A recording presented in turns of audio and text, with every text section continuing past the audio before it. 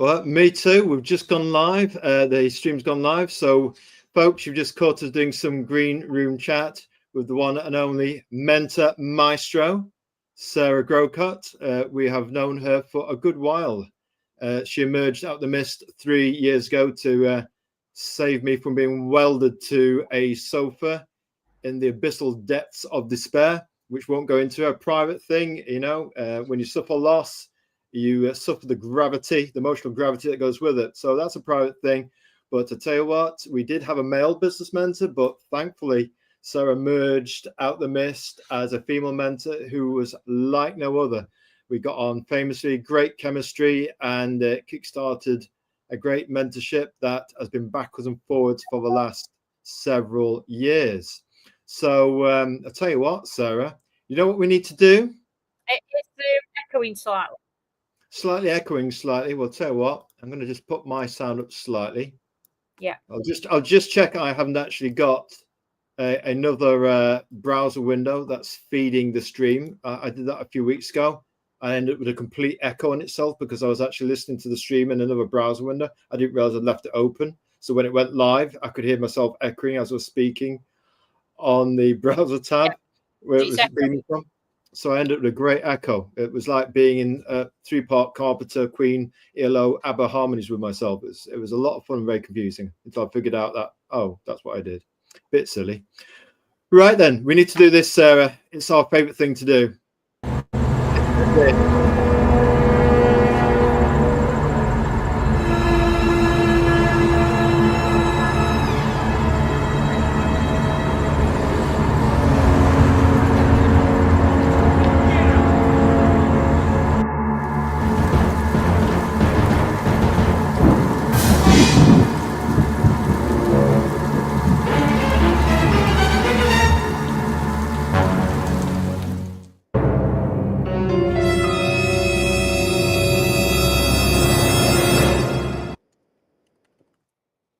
Well, what can you say about that? It's dramatic. It's Hitchcock meets Planet of the Apes. Very dramatic sounding from that 70s era of filmmaking.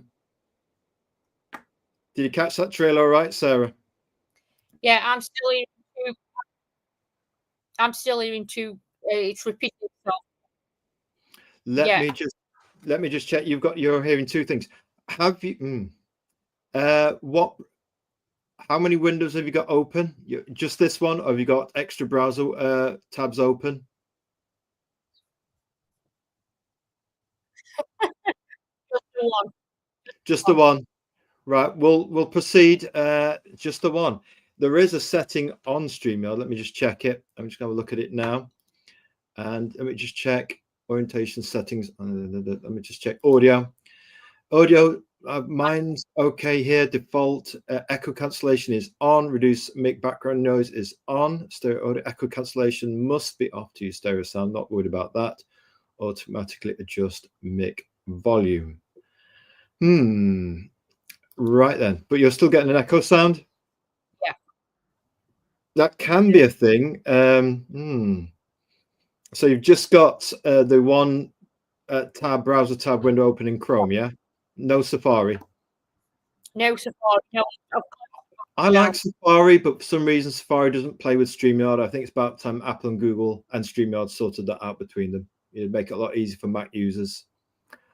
Right, Sarah, while we think about how we can plot the end of echo noise, we are going to do a slight prelude. Which sometimes we put in a bit of philosophy before we start a show. And our prelude one is, it doesn't matter how old you are or where you come from. It's just about our philosophy in terms of how we treat others, how we'd like to treat ourselves. Manners, kindness, respect, and compassion, what we do at the 5 pillars of storytelling, basically, will always be the sign of a decent human being. You know, that's very important. And another thing regarding keeping things positive, nothing kills you faster than your own mind. Don't stress over things that are out of your control. And prelude 3, at this age, whatever age that is, 21 and 29, Sarah, yeah? Yeah. I am only interested in peace, consistency, stability, respect, and loyalty. I think we all want a bit of that, don't we? And Prelude 4, of course, we do. The best revenge is none. Heal yourself, forgive the past, move on, and don't become like those who hurt you. And don't punish the next people after them like those who hurt you. That's important because sometimes we can mask the shadows of the past onto the new person who's supposed to be a bit different. The universe always puts everything in its place. Now, tonight, we've got the 5 pillars of storytelling live. It's Azrael, Prometheus, Secret Identity, speaking to Sarah Grocott. We're looking at art, comics, movies, games, and toys in general. It's all about storytelling. Art goes into comics, comics goes into movies. Movies are now made into a big industry called games. They make more money than movies now. And the ultimate story is playing with your toys as a man-child. You don't have to act your age. And you've got the unlimited imagination in the privacy of your mind with the ultimate effects budget. You can create any story you like. But our business mentor would argue tonight that perhaps if you want to manifest that into real world living, you've got to know a thing or two about business. So it's Sunday, the 10th of August. We're talking Navigate, the recently launched business from Sarah Grocott. It's 7 p.m. Greenwich Mean Time, British Standard Time, London, UK. Please like and comment and subscribe. That's basically log in and give us a follow on YouTube. Every person we have shines a light, shines a little love on the creative leaders and honest guests we have on the show. Host introduction. Hello there. Welcome to the 5 Pillars of Storytelling Live. This is our boilerplate where we talk about art, comics, movies, games, and toys. I'm your host, Azrael, and my secret identity is Prometheus, which Sarah knows, of course. Storyteller, artist, promoter of indie creators, indie comics, and indie comic community. We're trying our best to help grow the indie comic community. We're currently at 4,140. Not too bad from the early days when we were practicing X-Chat with Sarah Grocott 2 or 3 years ago. And we were at 1 follower, and Sarah's my 1 follower. And then after a little while of no banner, no profile picture, we were at 24 followers. Then we did the Humphrey Bogart picture as a profile. Yeah. Because we were still shy back then. And we did a banner art of the Maltese Falcon because we like that. We like noir storytelling. It's classic. It's moral. It's for the epoch. And after a while, we thought we're going to have to grasp the straw, the nettle, and not be shy and show our face because, you know, when you're doing business, you might have to actually meet people, shake hands and show them your face. You can't be that shy. So we eventually revealed our secret identity in our face and did a nice banner art in terms of a more precise meaning of storytelling. Why we're telling you about this? Because with Sarah Grocott as our business mentor, she's helped us evolve our confidence to the point where we can actually be bold, you know, and take these moments of shyness and transform them into moments of confidence. Yeah, quiet confidence, being the modest guy we are. Inspiring quote: comics are an international language. They can cross boundaries and generations. Comics are a bridge between all cultures. Azuma Tezuka, manga, comic art legend. Now then, Sarah may not blow her own trumpet, but we're going to give her some praise because that's what we like to do with creative leaders on the show. The show doesn't lack for confidence too much, but it's always nice. I think you can always tell the measure of a person by what somebody else is prepared to say about them. And we do this with our creative leaders and creative experts on this show. Guest introduction, the one and only Sarah Mentor Maestro Grocott. Pros: Sarah Grocott, 5-star business mentor. I know we've been on the receiving end of her testimony. Wedding event planner, interior designer, mother, supports her family and her daughter Liv in women's football. Business, thought, and mindshare leader. A positive voice, prodigious energy, a tour de force of nature and kinetic ideas. Does what it says on the tin. A degree recently acquired in the last year or so. Stevie racked and loaded with qualifications. Very progressive in terms of making sure the skill sheet is up to date. You're Sarah too Grocott, kind. You're too kind, Kyle. we're going to get kinder. Don't worry, Sarah. Never once do our fingers of this magician leave our hands. Sarah Grocott was our business mentor who emerged out of the mist, excuse me, 2 years ago after we were recovering from a personal tragedy. Not something that we wanted to happen, but sometimes life does what it does, and the great architect decides that sometimes this is the way life is, and it's how you get up off the canvas from personal trauma. As our business mentor, Sarah helped galvanize our self-employed business journey and kickstart our social media presence on X. And you can see the results of that and what we've tried to do for the indie comic creators, comics, and help grow the indie comic storytelling community, be part of that explosive wave. And the 5 pillar storytelling was, when we originally this presentation was at 3,050. We're now at 4,140 and climbing. Fabulous. Creative leaders. Fabulous. Not so bad, not so bad. And on YouTube, we've got 148. We haven't quite put a shoulder into YouTube yet. We've been a bit more tentative, but we want to get to 1,000. We absolutely do. So we're going to say this. This has been a long time coming. Welcome to the show, Sarah Grocott. Thanks for having me, Kyle. Thank you for inviting me on the show. Really excited. And just want to say, from a mentor's point of view, to see how you've sort of, grown and progressed is just fantastic. So great figures there on the X followers and whatever. I'll tell you what, when we have a lady on the show, we should actually take our hat off. It's tradition. It's tradition. Right then, we don't do that for our male guests, of course. Right then, testimony. Just saying. Right then, to whom it may concern. This is another little thing that we do. We have a good track record of writing references for people who want to seek out work. So let's go with this, shall we? And it's because we've got a dual mentorship thing going on of late, what Sarah's given to us in the last few years. We've tried to reciprocate where we can.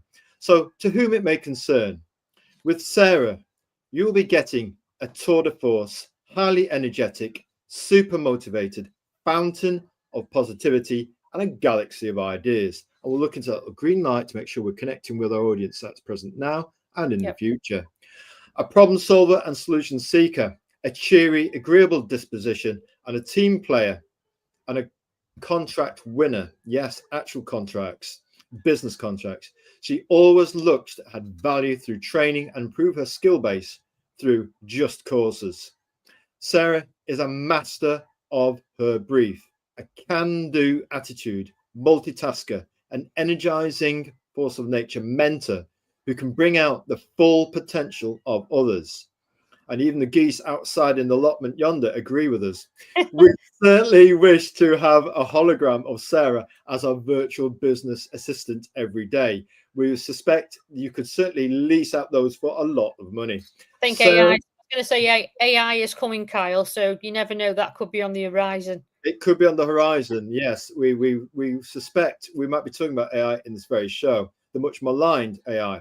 Sarah would advance any cause by order of magnitude. Kind regards, Cal Prometheus. And guess what, folks? Sarah got the job. Congratulations, Sarah.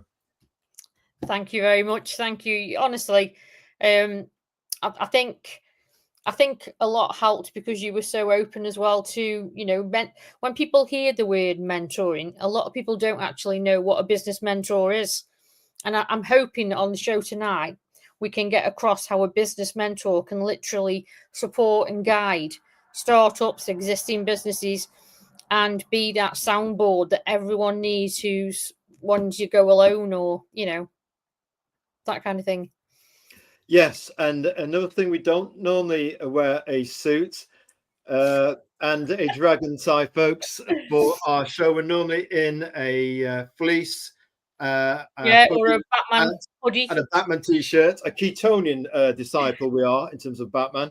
So we just thought we'd up our game tonight and put on a red dragon waistcoat, a grey dragon tie with tie clip, and just try to look the business part. Got to do it, man. Got to do it. Right then, the big 5 questions. Sarah Grocott, are you ready for this? Yeah.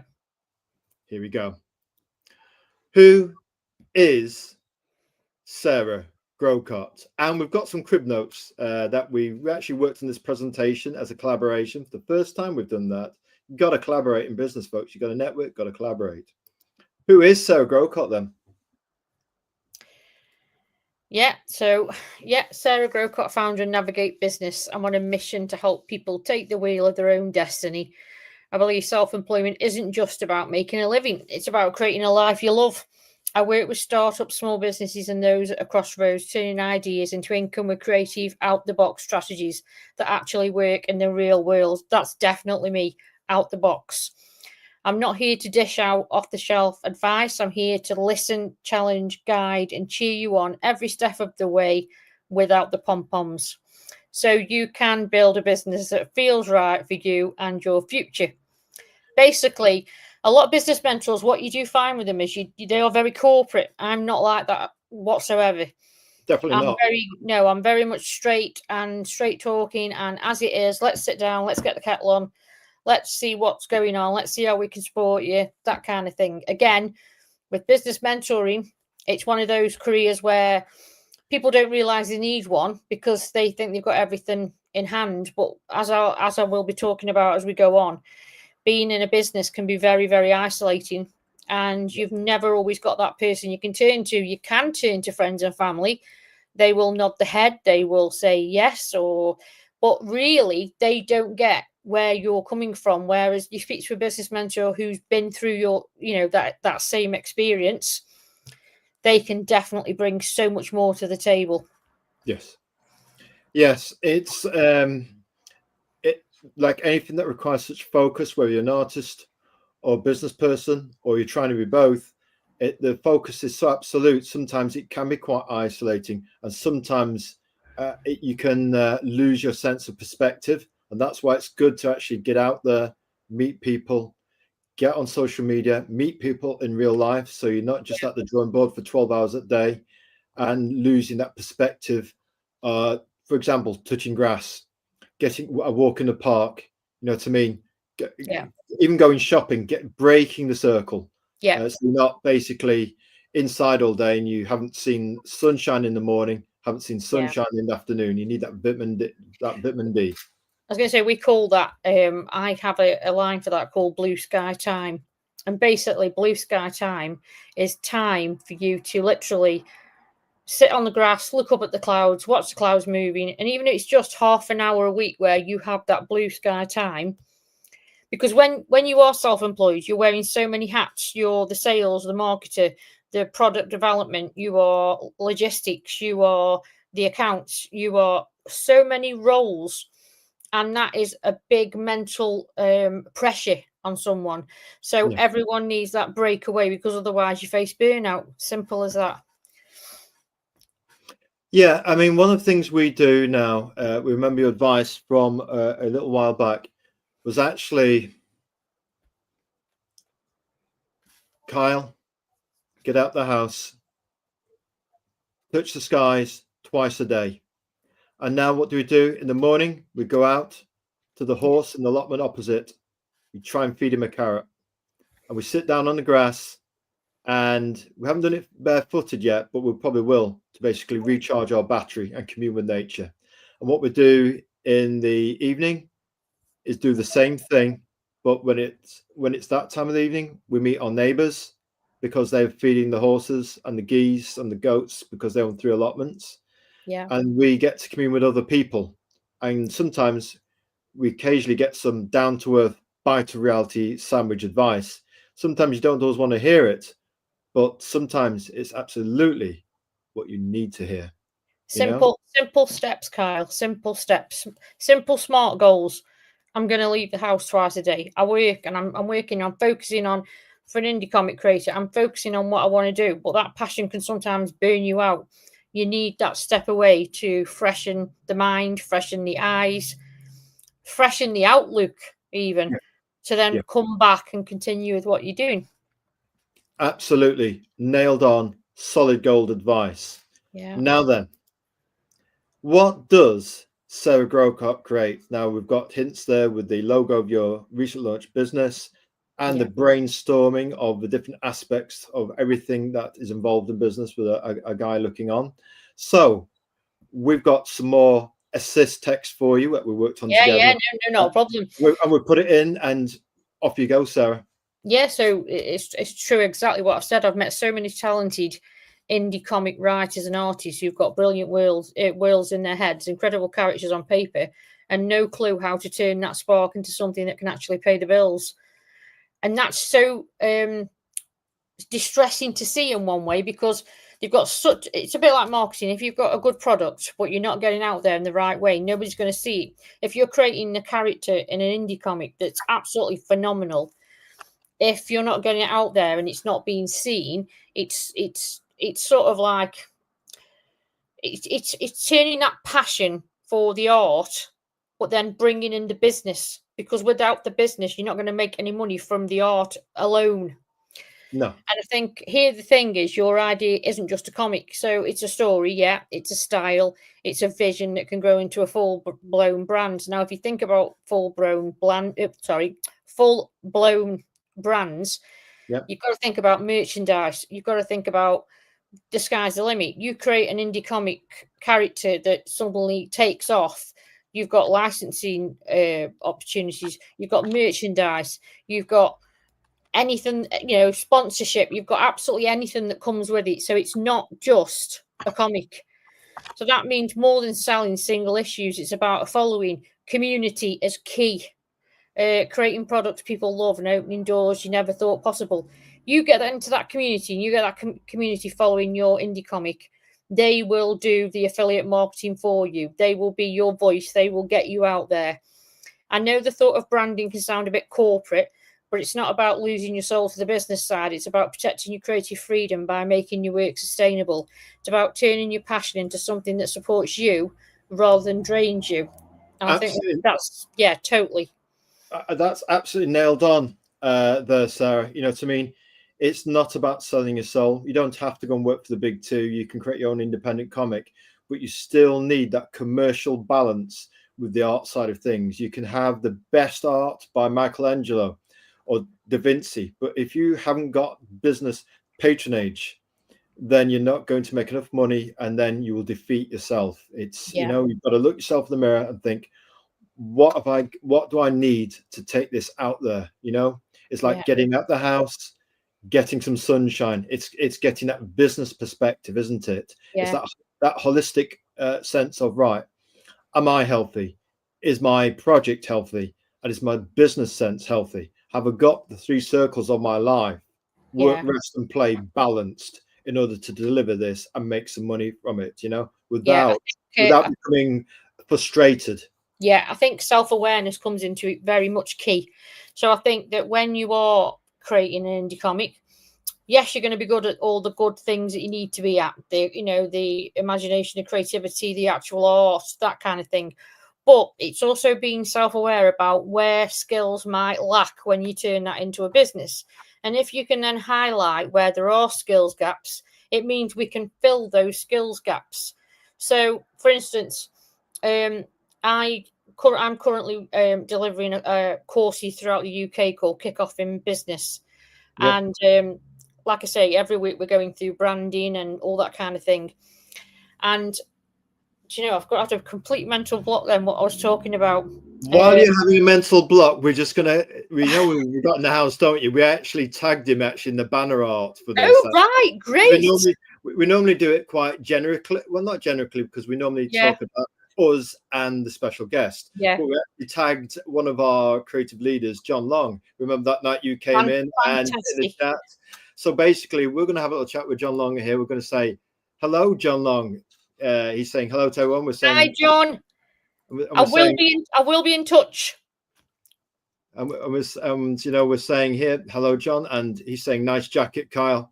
And hey, we're saying, cheers, John. We're business suited tonight. We couldn't actually wear our hat. We'd be rude in front of a lady. And also, we need to make sure we've got a business suit on as well. You got to do it, man. You know what I mean? You got to look the part if you're doing business, and when you're networking and stuff like that. And he says here, I'm getting excited just listening to Sarah. Brilliant, John. Brilliant, John. I'm going to just put here, Sarah has that energy that is infectious. We like to do a bit of the old chatting with the chat.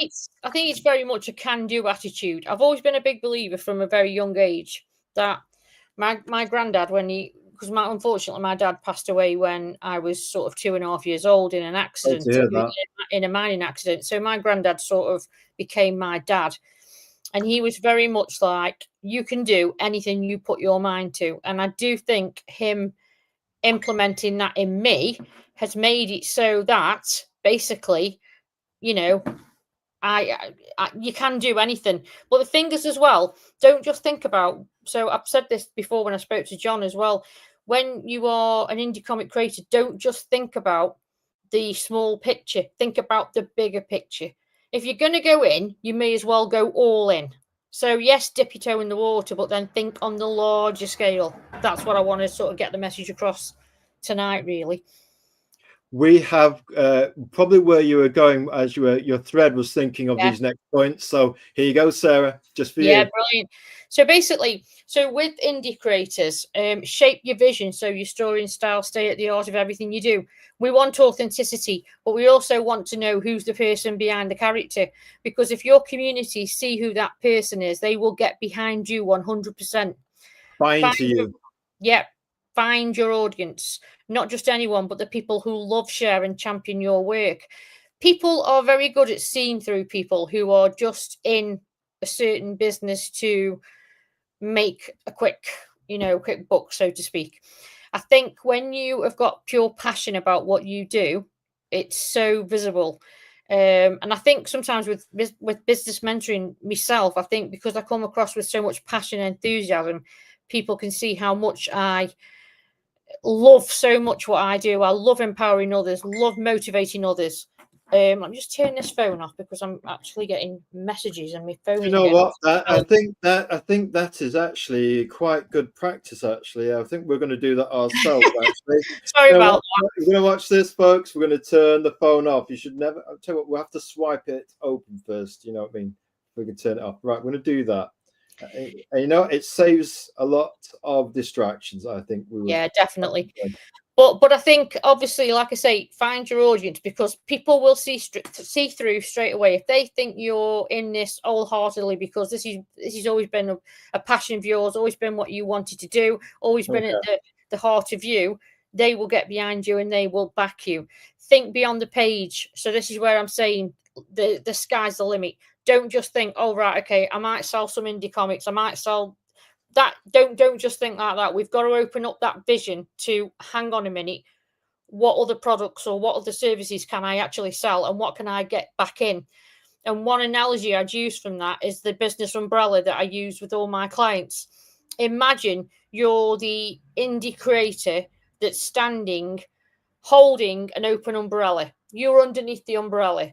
All the spokes around the umbrella are income streams. So we're not reining in water, we're reining in pennies, pounds, dollars, whichever one you want. And what we're thinking is each point of the umbrella is going to be an income stream. So yes, you might have the indie comics, but you'll have the merchandise. You might put the art that you're creating onto prints, wall murals, housewares, tea towels, tablecloths. I've worked with so many artists that have started off with initial idea of thinking, yeah, I'm really good at screen printing and I'm going to do wall art. And then the next breath, well, hang on a minute, Sarah, I've actually started doing, kitchen tea towels, tablecloths and all that kind of thing. And they are actually on sale in the Victoria and Albert Museum. And, so do you see what I mean? The open thinking of it's not just one piece of artwork. It's not just one comic. So think about like events, think about the collaborations you can do with other artists. Broadening the mind and the horizon. Yeah. So basically what I'm trying to do is I'm trying to get the sparks going so you think to yourself, think of that Broly all the time. If the indie comics slow down, the merchandise might still be going. You might be doing workshops, you might be doing e-learning, you might be teaching people how to create art. You might be going out and attending events. You might be motivational speaking to other indie creators. Oh, just had a message pop up there. That's Dan Grocott, High Yeah, that's my brother. He's on holiday. Hello, Sarah's brother. Great to hear from you. I sent him the link. So, yeah, he's in sunny Turkey at the moment. But, yeah, so also create a roadmap step by step, no jargon. Just practical ways to turn your creative hustle into sustainable income. You would not build a house without a solid foundation. Yeah. You build a house without a solid foundation, the house will crumble. So when you set out to do this indie comic, you need that business plan alongside it, because if you have no business plan, you are adrift. You're completely adrift on a raft with no direction, no guidance, no contingency plan, no aim for the future. So I would advise everyone, if you're going to, obviously, you know, I've got artists on here that are going to be doing all the indie comics and that kind of thing. And what I would say to you is, yes, it's a passion. Yes, it's art, but you've also got to incorporate the business element. There are ways of doing it step by step. It might sound overwhelming, but it's really not. Kyle will tell you that. Yeah, we're on being the cautious creatures we are. We're on we've just done our 9th business plan. We're going to do our 10th and final, but it won't be a final business plan. It'll be a living business plan. Basically, it will evolve. This will be the final one of the final format and the final, shall I say, there's 2 things. You've got the creative business plan, then you've got your actual business plan. They'll be fused together as a uni plan. And this is, we call it business plan 10, and it will have our evolved ideas in terms of our recent creative ideas locked in to develop those and go to market with them, and how we're going to revenue stream, talking about the umbrella with all the spokes of revenue streams that can be merged. So, for example, yes, you've got the comic, yes, you've got the badge, yes, you've got the poster, you've got the T-shirt, you've got a figurine. Yeah. You've got a canvas for the wall, and anything that you can put onto Redbubble, which is basically a merch on demand kind of merchandising third party you can go to and revenue share with them to create the merch. And by creating that community, they are your community. They will buy your merchandise. They will buy your wall art. They will buy your hoodies, your T-shirts, your baseball caps. So... Yes. Yeah, and that's for advertising. When they go around with a baseball bat on a T-shirt, they're advertising your creative brand. Yeah, I must say that at a recent football match, because one of my businesses is set up because my daughters have always played football from an early age, and in the UK, girls' football has only really just started coming into the spotlight properly. And when they started out, they're 26 now, but when they started out age 12, it was really, it was really, oh, right, there you go, John. It was really a sort of older thing, it wasn't, they had to wear the boys' shirts, they weren't allowed to play on a pitch, they had to play on a concrete gravel thing, that kind of thing. Obviously, it's developed, but then from that, because I've been a football mum every Sunday, standing in all weathers, I then created Lioness Raw. And I remember one of my biggest feelings of pure emotion, or should I say euphoria, was actually being at the Port Vale Stadium in Stoke, watching my daughter play and seeing children in my Lioness Raw sort of football shirts, tracksuit jackets, shorts.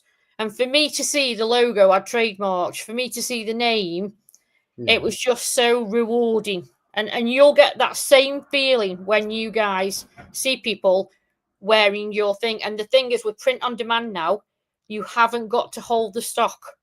But we'll talk about that a little bit later, I think. Yeah. So you've got your vision, you've got your audience that will actually advertise for you. Think beyond the page. Think about how to create an umbrella with spokes of revenue streams, revenue spokes, and prints, T-shirts, taking it to Patreon for services, digital services, events and collaborations and networking, and potential cross-licensing deals. Think about games, the gaming industry. So think about computer gaming industry. Where do they get their ideas from? Where do all these characters come from? it's having core IP, isn't it? If you've got valuable IP, they'll come to you and knock on your door, say, "Can we make your IP into a game?" And they bring their corporation or their LLC to your brand. They're working for you, to expand your brand. Definitely. And you're saying that also create a roadmap, step by step, no jargon, just practical, common sense ways to turn your creative hustle into a sustainable income to make a living. And you can actually get templates online as well. So whether you're in the UK or you're in the USA, there'll definitely be templates. I think in the USA, they use a lot of what's called a Canva business model, which is a one-page business plan. It's really good, actually. I only know because I had a client who was from America, and she used the one that they used in the college when she was in America, and that was called Canva. And not Canva, the graphic design platform, but Canva, the platform. The business plan. And it's a one-page A4 document with everything on, which, if you can imagine, that's quite good. But in the UK, look at that, Sarah. Yeah, definitely. But I think obviously with standard templates, you can go on sort of sites like the government website, gov.uk. You can go on Prince's Trust, which is now the King's Trust, and you can get business plans from anywhere like that. You can download them for free. Yes, we have done the Prince of Wales business plan. We've done a few of the other ones you can get online from reputable organisations. Yeah. And they all have guidance notes. There's guidance notes on everything. So if you're new to business or you think, I don't know the first thing about business, when you go and you look at one of these templates, it'll be like section 1. Right, okay, this is where we want you to write about you. This is where we want to know what drives you. Why are you doing what you want to do? So with the guidance notes, you can do anything. Yes, because it'll explain basically what you need to fill in that section. And you think, well, okay, how does that apply to what I'm trying to do with my business? So having those, it's almost like stabilizers on your bike. Yep, or moped. Moped. We'll talk about that more. We'll talk about the moped later. Yes, we're oh, moped. Gosh. Right then, and we've pray continue, Sarah. Yeah, sure. So if you've got a passion project you can't stop thinking about, you've already got the seed of your brand. The amount of times I've woke up at 4 o'clock in the morning and picked my iPhone up, gone on the notes section, wrote ideas for a business, been onto a website like 123reg in the UK and bought a web domain is unbelievable. So I always keep a phone by the side of the bed. I advise people keep a little notebook. You never know when these ideas are going to arise. So if you've got a passion you can't stop thinking about, you've already got the seed of your brand. With the right support, you can grow it into something that not only pays for itself, but creates opportunities you didn't even know were out there. Your creators deserve a bigger stage. Your worlds deserve to be explored, and you deserve to be paid for the magic you bring to life. With that, what I would like to say is know your worth.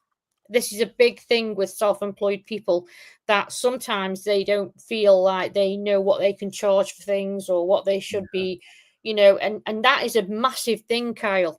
It's a big problem in the indie comic community, people not knowing how much to charge. Yeah, and I think, again, my advice for that is have a look around what other people are doing. Again, with self-employment, it's one of those things where it's snoop, and then snoop again.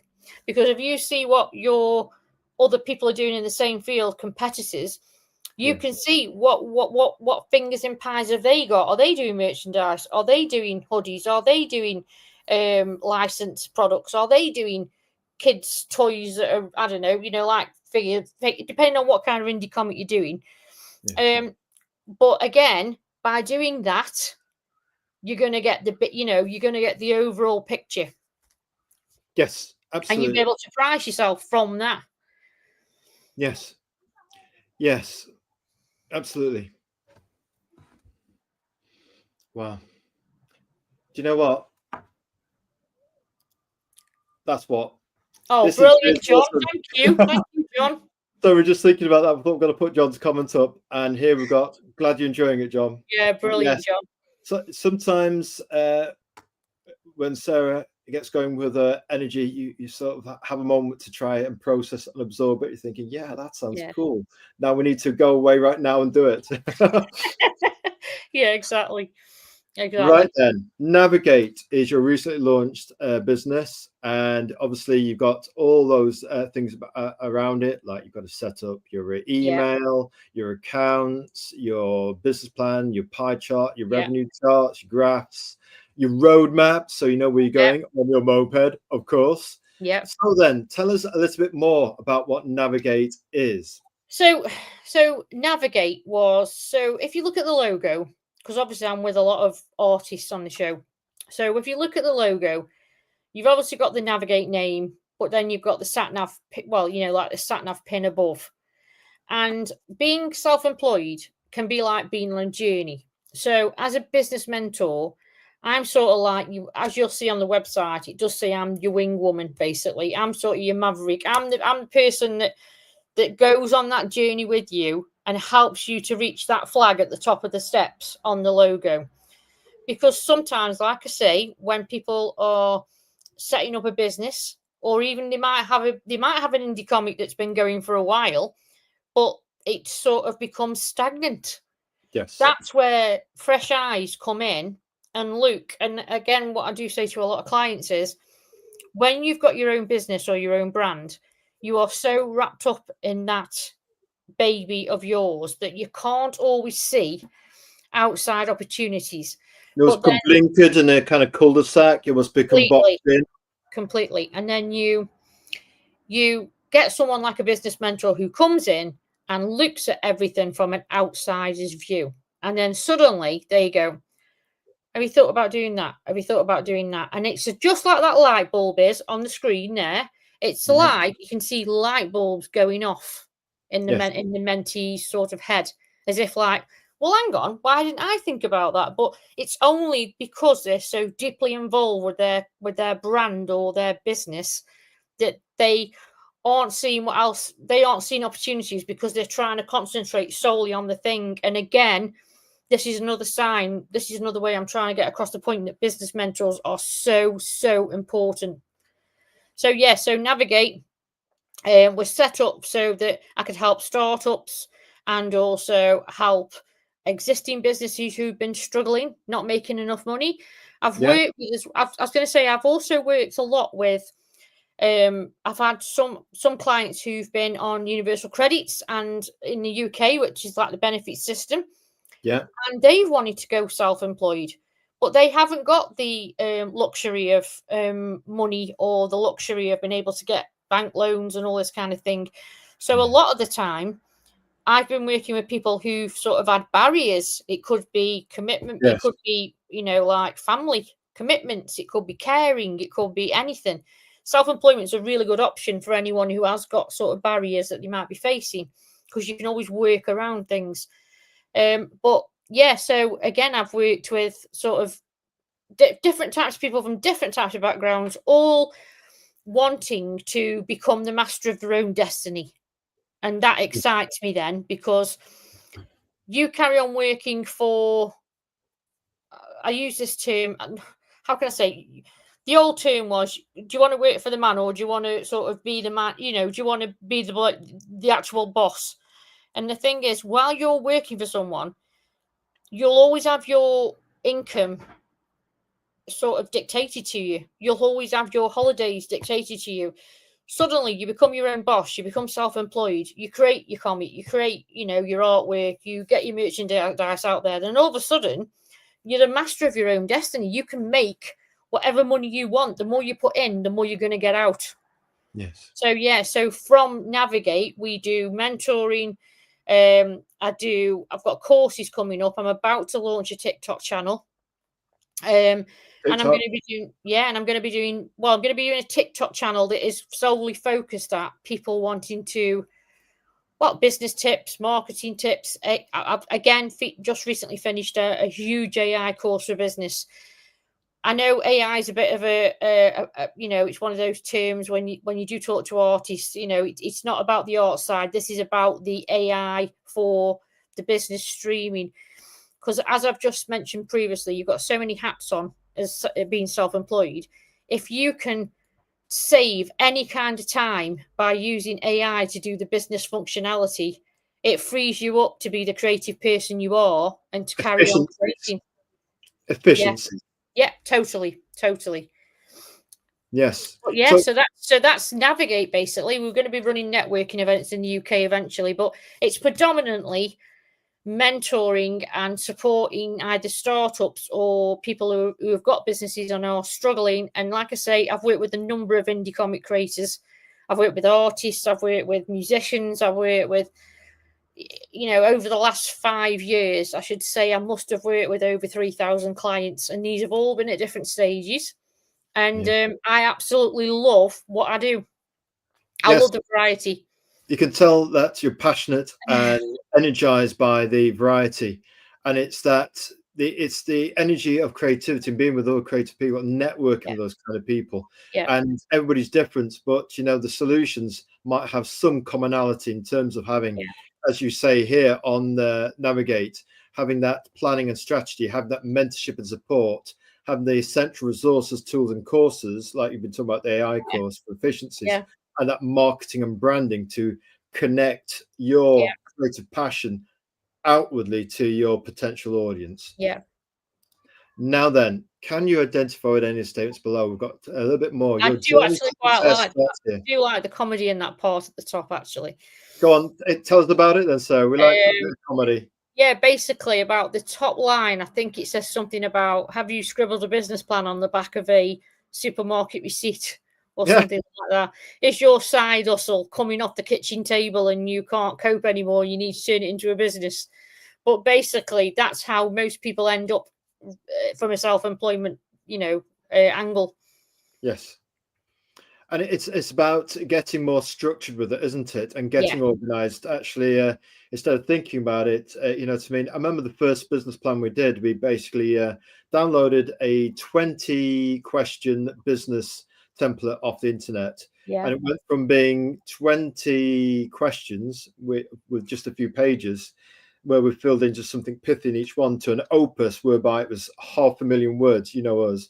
500,000 words, but we thought it was War and Peace by the time we finished with it, but it had absolutely everything in the kitchen sink and table in it.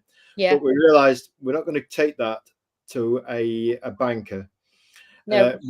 So we actually did the reverse of that and did an Alan Sugar business plan and got it down to, as you say, a single piece of A4 paper, where Alan Sugar would say, if you can't give me a single sheet of A4 paper and tell me how you're making money by Wednesday, I don't want to know. All right. So we took that approach, Is that the part where I go, you're fired? Well, yeah, us being fired. Yes, we'd fire ourselves at the minute. We really do need to get on the moped and get on with things. More about that in a little while. So your journey to success starts here. Welcome aboard. So you've got startup support, business mentoring, and digital marketing and training workshops to build on your skill set. So it's trying to make it a foundation to income, support on a journey, and then training workshops to build skill set. Is that the ABC? I want to equip people with the toolkits they need moving forward. Yes. If you can equip someone with the tools to do the job, they will continue to do the job for the rest of their life. If you do it for them, then obviously it's going to be a barrier constantly. There's a very, very good website that I would put out called Alison.com, ALISON.com, as in the girl's name. Alison.com. And basically, Alison.com is a website where you can go on and you can go on to courses. So if you've recognized you've got a slight skill set, whether that be bookkeeping, whether that be digital marketing, whether that be IT skills, it could be anything. You can go on there and the courses are free. And I think the only thing you have to pay for on some of them is certification. And there are thousands of courses, and it's all self-paced. It's all from home on your laptop or your phone. So you haven't got to leave the house. You can fit it around commitments. So again, it's about being self-aware. Yeah, being self-aware and working on where you need the support.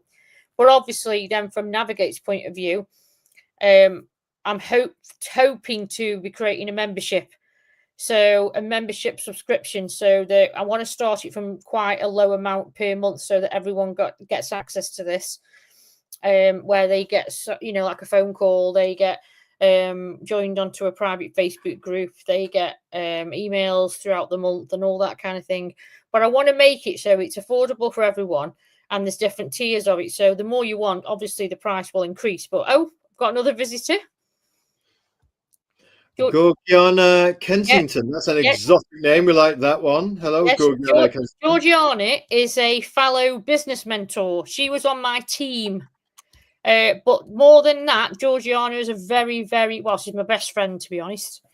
So I did send her the link to get her to jump on. Georgiana is fantastic because as a business mentor, she's not just a business mentor. She works with a holistic side. So she'll go through any kind of traumas, like barriers, like mental barriers that might be holding you back, like self-belief, sabotage. It could be an experience. Procrastination. Yeah, very, very good, Georgiana. She's currently setting up her business as well.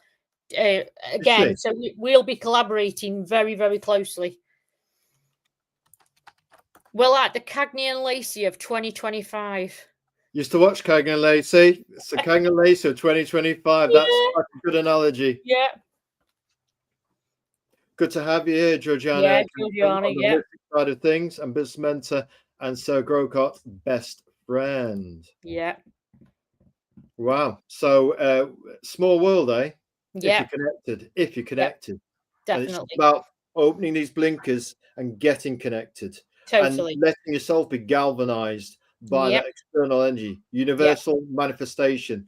Break the circle, get out the black box, and try and get a different perspective on life. So you don't, it's almost, don't become the victim, become the person that makes the universe happen. Yeah. You take control of take control of your own destiny. If you want something, put it out to the universe. Yes. I'm a massive believer in putting it out there and getting it back in abundance. And the thing is, again, it's all about self-belief. You believe in yourself, and it will happen. Absolutely. We think so. We believe in that in terms of pulling on the universal bar. Sometimes you've got to give the universe a bit of a tug, and the tug of war, bring it to you. You've got to manifest. You've got to be intentional about it, Yeah. And on that, one thing you did that actually suggested to us, which was very pertinent, that added to our business plan, was a visualization board. Tell people before we go on to why navigate business stands. What's a visualization board? So if you think about it, when you're starting, well, in general in life, without an aim, we've got nothing to aim for. Without a goal, we've got nothing to aim for, should I say. So with a visualization board, it's where you want to sit and think, well, where do I want to be? Do I want to travel? Do I want to buy this house? Do I want to go and live like that? Do I want to be more comfortable? Do I want to help out? Do I want to, like volunteer for things, but I can't financially? Do I want to have a nice car? Do I want to change how, what kind of clothes I wear? Not just materialistic, though. It's more about, do I want like self-achievement? Do I want all that kind of thing? And a visualization board is great because what you do is, so for instance, you get a big piece of card or foam board, and then you go through all magazines or motivational quotes or anything that drives you or inspires you. And then you cut the article out, glue it on, stick it all over the visualization board. And then what we want you to do, put the visualization board somewhere where you walk past and you are consciously seeing that every day. What will happen is fridge, wall. Yeah, wherever, somewhere so it could even be as you're walking out the house on the wall on the left, because you're always going to go that way to go out. You're always going to see it when you come in.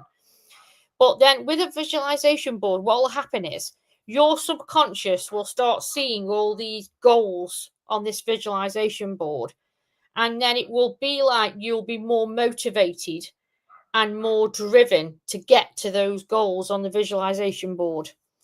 And they really do work. So, I mean, me and Georgiana, who's just mentioned, and all the team on my team, the business mentors, again, we were massive believers. So, we wanted the Range Rover. We big cutout of the Range Rover on the foam board. We wanted that. So, You've got to think about a visualization board, because then you've got something to aim for. You know, So if you want one of the most prestigious awards in the comic industry, bang that picture of that award on that visualization board. That's what you're aiming for. Without that aim, you've got nothing to go for. you'll hit nothing if Yep. that's what you're aiming for. Yeah. So it could be a place, it can be an achievement, Yeah. it can be a type of merchandise, it can be having a bottle of champagne to celebrate the launch of your first indie comic.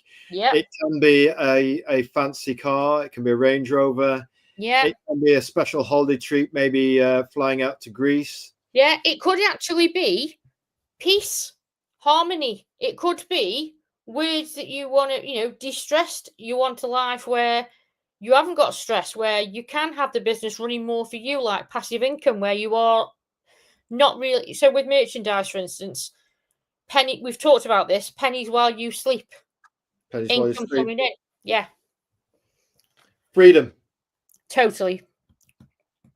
And that is something you'd have on your business plan, absolutely. For us, certainly on your visualization board. And it can be to help others as well. It can be, it could be. Yeah, because the thing is, how many people? I'm just going to plug this fan in a second, because it's gone very, very hot in here. It's gone very hot. We've we've got we're in the attic studio, and it's very shall we say warm. We're just gonna slightly open up our attic studio just a little bit more. Yeah. So does that mean at the end of the show you're probably turned into a tomato? I'll be a tomato by the time the it's like a greenhouse up here. We're in the top floor, so we can just feel the heat. Brilliant. I'm okay. I'm okay now. Oh, that's better. That's a bit better. There we go. Right then. So we get a bit shiny head there. Right then. So why navigate? So visualization board, part of manifestation, very important to do as a supplement to your creative plan and your business plan, and have it where you can see it on your way out to work. You can have it on the fridge, wherever. Basically, you're going to look at it a lot to remind you that it's almost like magic. Yep. Manifest those words. Now, why Navigate Business stands out from the rest? Come on, Sarah, tell us why. I think because one of my biggest, I think, obviously, brilliant. Georgiana. Obviously, for me, I'm not corporate in any shape, way, or form. Navigate is different because we are very much say what it is on the can. We are down to earth. We will say it straight. We will help you set small goals. We will smart goals, should I say? And we'll sort of like navigate. What I want Navigate to be is I want Navigate to be able to help a variety of different people from different backgrounds to be successful and to achieve. And whether that's through self-employment, whether that's through they might come on as self-employed and realize that they don't want to go self-employed. Well, if that's the case, the work coach hat will come on, and then it'll be a case of, well, okay, then what other career do you want? Because if you can find something in life that you enjoy, you're never going to see that as work. It's going to be more of a passion. So when I had my business in the wedding industry, every day was very much like I love my life, because I was working with weddings, couples, I was designing room schemes. I think it was the art side of things. And I think for me, it was when you've found something you love, a bit like I am with business mentoring now, it's more of a passion. It'll never feel like a job. No. Now, I'm not going to find that same passion working in an office 9 till 5, punching numbers So Navigate Business is different because we all, again, the people I work with who I'll be collaborating with, we're all coming from a self-employed background. I've been an entrepreneur since I was 21, and literally we've been on that emotional roller coaster of self-employment. I've had businesses in different sectors. I've had those roller coaster days. With me, you're getting the all-rounder, because you're getting the business plan, but yes, you're getting the well-being, yes, you're getting the motivation, but you're also getting my experience. Yes. And I think obviously on that wing woman paragraph there, I've worked with thousands of people who've come, a lot have come through various organizations. And the thing is, for me, each and every one of those people I've mentored, I can, if someone said to me, if someone messaged me and said, you mentored me, I would know straight away who they were. So, that's why Navigate is different. We're not just a faceless business. You're not going to ring up and get a chat bot. You're not going to, you are going to ring up and you are going to email and you are going to speak to a human. So, yeah. So basically, you've got the experience of having worked with local government, with government. Yeah. So you've got that power and reach, but at a very personal level. Yeah, definitely. And that's certainly what we took away from it, even though it was a local enterprise allowance scheme.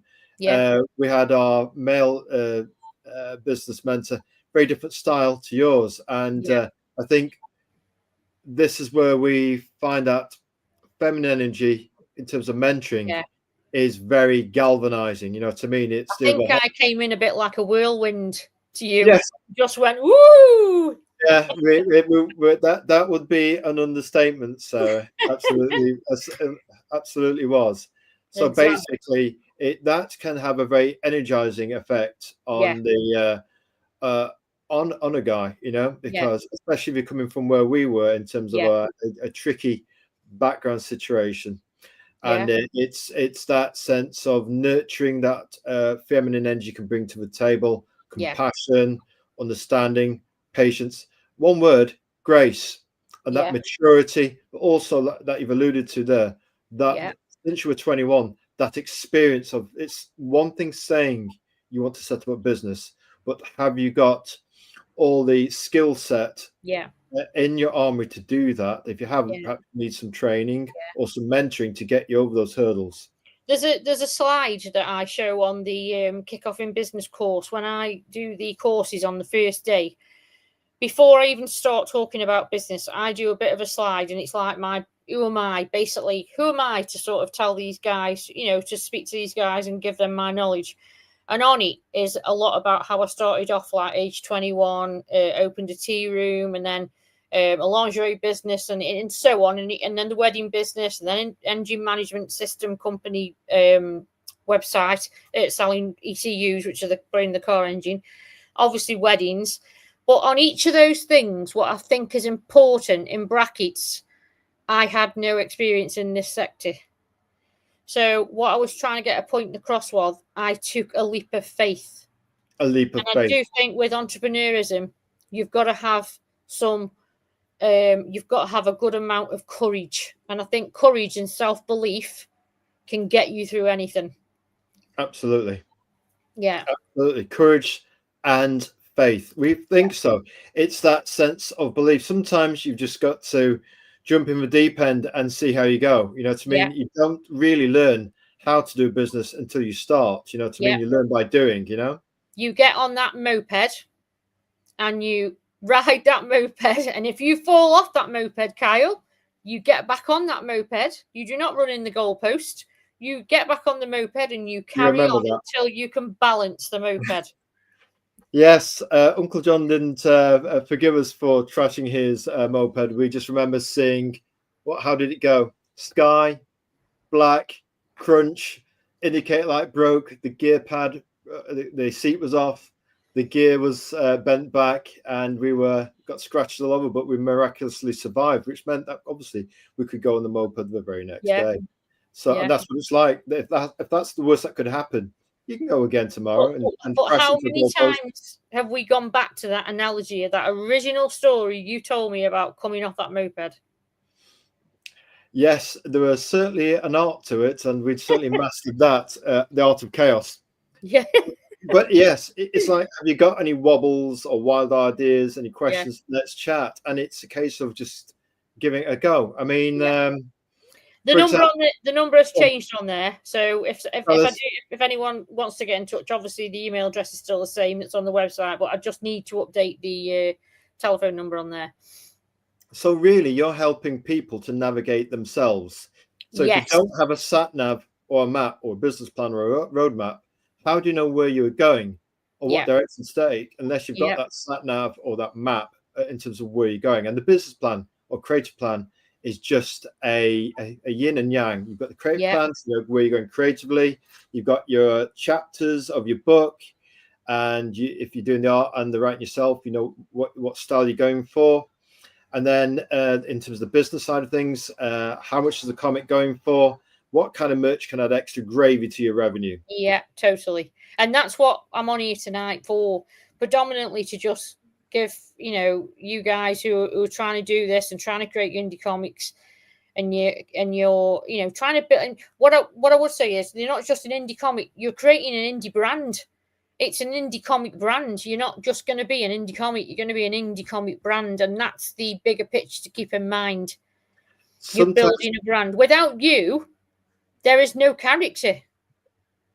So you actually are the brand. So unless, you know what I mean, you build it as a brand. Yeah, exactly. You are the brand, and you've got to build it as a brand. And that's the one thing we've tried to do with the 5 pillars of storytelling, is think of it as an umbrella, a storytelling umbrella, and that there are different spokes of that umbrella. For example, art feeds into comics, comics feed into movies, because you get the movie offshoot, don't you? Spider-Man's gone from being a comic to a movie, then it gets made into a game, and then obviously you get toys from it. So we've thought very much that our niche, a broad niche, if you want to call it a broad niche, is storytelling, and that the sub niches are that feed into one another, almost like the golden thread that goes right through those 5 needles. The thread is storytelling. Well, wait a minute, we've got your pal and good friends making a comment. We like that. We like to get chat involved. Georgiana, sure. She says, sometimes we start on a rusty bike. It was certainly a rusty moped in our case. Georgiana, we were like, the hair that went into the briar patch. We took one hell of a beating, but it's about being forward facing and ready to go. Kiss, kiss, kiss. Totally. We're going to put here in the chat, we like your analogy. Georgiana. Spell it right, or spell that lady's name right. We like that. Yeah, it's very much getting started. Definitely. And here we go. We've got another one here. Sarah is the pin drop of life, giving people the ability, knowledge, and destination to aim for. And we certainly felt, in terms of the mentorship we received for a substantial amount of time, that was certainly the case. A pin drop of life, it kind of infused you, transformed you. Thanks, Georgiana, for that. What you're believing. That's very nice, that, Georgiana. I think Sarah's appreciative of that one. That's beautiful. Definitely. Yeah. And it's all about having that destination to aim for as well, isn't it? Yeah, definitely. I think with Georgiana in question, who's online, again, sort of, we met through me actually mentoring. So Georgiana's experience the same as you, Kyle. Go on. And then obviously within Georgiana, I saw, this great business mentor that was just, wanting to reach out and to grow and to prosper. And so it was just about, watching when I watched her flourish, and, the doubts at the beginning, can I do this? Can I do this? And I was like, yeah, you can do it. Yeah, you can do it. And then seeing the work she was producing was phenomenal with clients. So, yeah. So again, sort of Georgiana's a bit of a like with yourself, as in she's experienced me mentoring her. And obviously it's sort of worked in a positive direction. Yes. Now, sometimes, Azrael, Kyle, you've got to walk the talk. So navigate to that. We're going to do a mini mentoring session. Azrael gets mentored live. Yes, John Long, if you're still hanging around and doing the housework for your wife, we thought you'd be finished with your housework before you start listening to the show. Maybe some people do that, they listen to the show while doing the housework or doing the whatever. Multitasking, yes. Yeah. So, okay, let's get Azrael navigated and mentored live. So Azrael gets mentored live. Be gentle, Sarah. Man, this isn't our first time. We could take it. Come on, give it to us. What are my strengths, Sarah? Your strengths are resilience, definitely. That experience on the moped has definitely helped. And I would say to you that you turn up every day and you are there for yourself. as in for the business, and you're there driving. You started off this X account on zero. You'd not really done social media. It was a bit of a daunting thing for you. And it was like, but yeah. And then, oh, well, I might do some unboxing. And then suddenly you've got a YouTube channel that you're hosting every week with a podcast. And it's like, wow. So your strengths are resilience, commitment, laser focused on your research. And I do think that's one of your definite positives. Thank you very much, Sarah. That's great to hear. We do try to work at the resilience thing, and we do tend to try and have a laser focus on a few things rather than try to be brilliant at too many things. Focus on definitely. core strengths, box smart. Yeah. What? Here we go for the next one, folks. We'll go and get the crash helmet from our moped. What have I got to work on and improve at, Sarah? We'd probably say just get on the moped, have a go, right. get on with it. I would say to you, my biggest advice or my mentoring advice for you is self-belief. I think that you are capable of so much more, and I think you're building your business, your brand so well, slow and steady, which is great. But all I'd like you to do is work on more self-belief, because I don't think you realise how amazing you are. And some people don't, and I know some people don't take compliments as well. But also as well, I think sometimes it's a case of recognising how far. I don't think sometimes you've recognised how far you've come from the very beginning. And I think sometimes you've got to learn how to take those pats on the back. Well done, that kind of thing. Sarah, that was as touching as it was tender. We thank you very much to hear that. Yeah. Sometimes when you've gone through 3 years, you don't realise that you've come from the abyss to wield the sword of light. Yeah. And we'll forever thank you for giving us that seed of belief to wield the sword of light, because we'll never look in the mirror and see abyssal darkness. We'll always see we'll always have eyes of hope and a sword of light to wield. And it's for us, it's about having that. We thought, well, when we got started on the social media journey, we thought, hang on a minute, we don't deserve anything. We thought, how about we earn it through how we treat others, how we'd like to treat ourselves. Grace, gentleness, and generosity. They all come from grace, of course, but grace, gentleness, and generosity have been the fundamental foundations of the 5 pillars of storytelling. A gentle word and shining a light on people, and we've tried to help people, and we've tried to spread the Kyle cake and give everybody a piece of it as best we can over the last 3 years. Definitely. Thank you for the kind words there. We appreciate that. Problem. Believe, get started, do it. Yep. As Senator Palpatine Flowers would say, do it. Yeah. If we want to do our... Go on. I was going to say, your website will never be perfect. Your social media will never be perfect. People don't want perfect. People want authenticity. They want the, I don't know, setting up a YouTube channel and then the first show, perhaps you might have a few blips. They want the real person who's just trying to do a good job. So, I've worked with clients who said, oh, I can't launch because my website's not finished. Oh, I can't launch because... But it's like putting a self-sabotage barrier there. It will never be perfect. My website needs adapting because my website is not perfect. And but it's just about getting it out there. That feeds into the belief thing, doesn't it? Which we're talking about, what I've got to work on, improve. That could be a lot of people, really. Yeah. That belief to just look, have a go. It's not going to be perfect. Get to a drawing board. You're not going to be Da Vinci or Michelangelo. He was 3 years on his back painting the Sistine Chapel. Yeah. And he ended up with a hunch and bad eyes. You don't have to take it to that nth degree. Just make a start. Completely. I mean, I remember you sending me a video probably 2 years ago, year and a half ago, when you were just about to go presenting, and you'd done a little bit of a video where you're walking around your house and you were just telling me an analogy about the cake. Can you remember? I've still got the video. and you were just trying out you being on a camera, because again, that's the daunting side. You know, it could be confidence. Shy. But you know what? From that video, you are now doing this every week and interviewing guests live.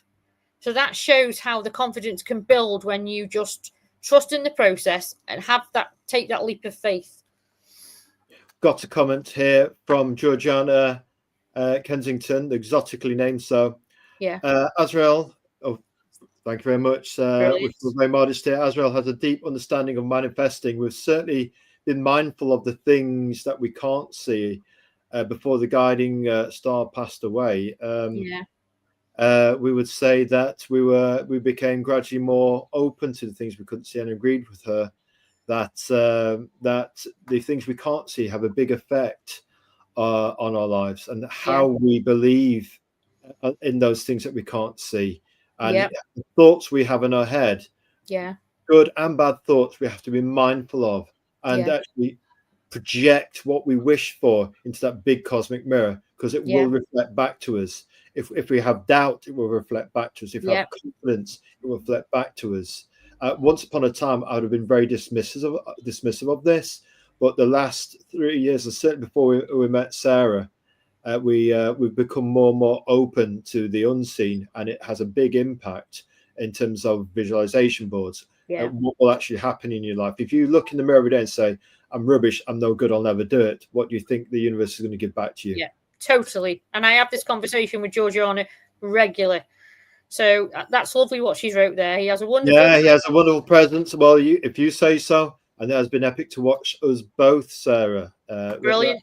Very kind of her to say so. And wow, this is so very insightful. I'm loving this. It's very encouraging. And thank you. Georgiana, good to have some poetical and generous praise in the chat tonight. It all helps.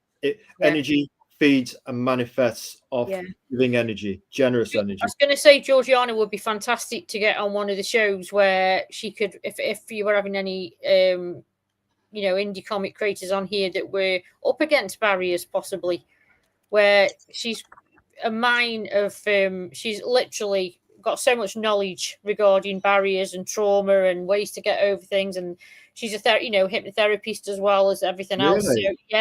So, she's really, really good at what she does. And I can say that from personal experience. She's been with me through, when periods of my life have been a bit, and she's literally helped me with, the therapy side kind of thing. So she's fantastic. Do you know what? That holistic, emotional side of things, sometimes we don't realize if we suffered trauma in the past, that can be a root cause of... shall I say, procrastination. If you've suffered emotional childhood trauma, maybe where one parent has favored another child or told you that you're not very good at something, and you don't realize it's lodged in your subconsciousness, and that gets distorted through teenagehood and becomes a holding pattern for adulthood. You know what I mean? And until perhaps through therapy, art therapy, and counseling, until you break that circle, sometimes you're not quite ready to move on to maybe healthy relationships or healthy business relationships, etc. Sometimes you can be caught in a trap, not necessarily of your own making, but you maybe don't realize that it does go back to the seeds of maybe destruction or unhealthy relationships in your youth. It can even be a simple thing as, again, another client and experience, a photographer, just literally a really, really good photographer, really doing well, starting up the business, and they go out to an event, and the person at the event is really abrupt and everything that was arranged wasn't sort of how it should have been, and then they completely knock their confidence. So they've done sort of 30 odd jobs where everything's been fantastic. They go to someone who literally has not organized it properly, and because they've not organized it properly, it's not gone smoothly. But then it's knocked the photographer's confidence. And I've had to work with clients for weeks and weeks and weeks to try and get past that barrier, as in that is one person who it was their fault, not yours. Don't take that personally. Because again, I'm assuming with the creative industry, with artists, you get this quite a lot. You'll get people who won't see the art how you see the art that you create. So obviously, just because someone doesn't like what you do does not mean that everyone else will not like what you do. And I think that's, an important point, really. That is something that is so endemic in the indie comic community, that there's been a lot of drama regarding whether somebody likes your work or not, whether you can take criticism or not, and whether you're part of a certain tribe or not. Do you want to be in my gang? Yeah. And we eschew all that. We really don't go anywhere near any of that. We don't do drama. We won't say anything unless it's positive. Most people know what they've got to work on, and they can see a business mentor if they need a bite of reality sandwich. But you'll always say it in a way that's constructive and positive. Totally. Yeah. So you can get criticism that is positive and energizing and galvanizing, and sometimes you need to hear that from somebody who's on your side. Then we're not against you, you know what I mean? Yeah. I mean, sometimes people, because they're stuck in a holding pattern of childhood trauma, even now as adults, it doesn't matter how much you try to help them, they will take something you said positively and twist it into something negative. Yeah. And that is something to see a therapist about, an art therapist about. It's something to work through. Sometimes hard work is not enough. Yeah. Power without perception means nothing. Again, we go back to self-belief. I think all of these things that we've talked about go back to, they all hammer on the self-belief. And if you've got someone constantly hammering on the self-belief and it's not getting the chance to stand up and actually go forward and launch, or go forward and get their artwork out there, then, it's a bit of a sad state, really. Right. Next question on the Navigate. Azrael's getting mentored live. If we want to do our own indie comics, Sarah, and let's just have a dramatic pause, because we're going to reveal something tonight. We can't show inside of it, but what we're going to reveal something, like those top secret cars that Ford and Vauxhall and all the big companies create. They actually put dummy boxes all around them because people actually put cameras underneath the garages to actually have a look at them. So they actually mask off all the design of the cars with the equivalent of cereal packets gaffer taped on. So the design of the car, when it's been worked on by the team and road tested, can't be deciphered by the competition, who try and obviously stealth gate the design so they can copy it, basically. So if we want to do our own indie comic, slips away for a moment, quickly.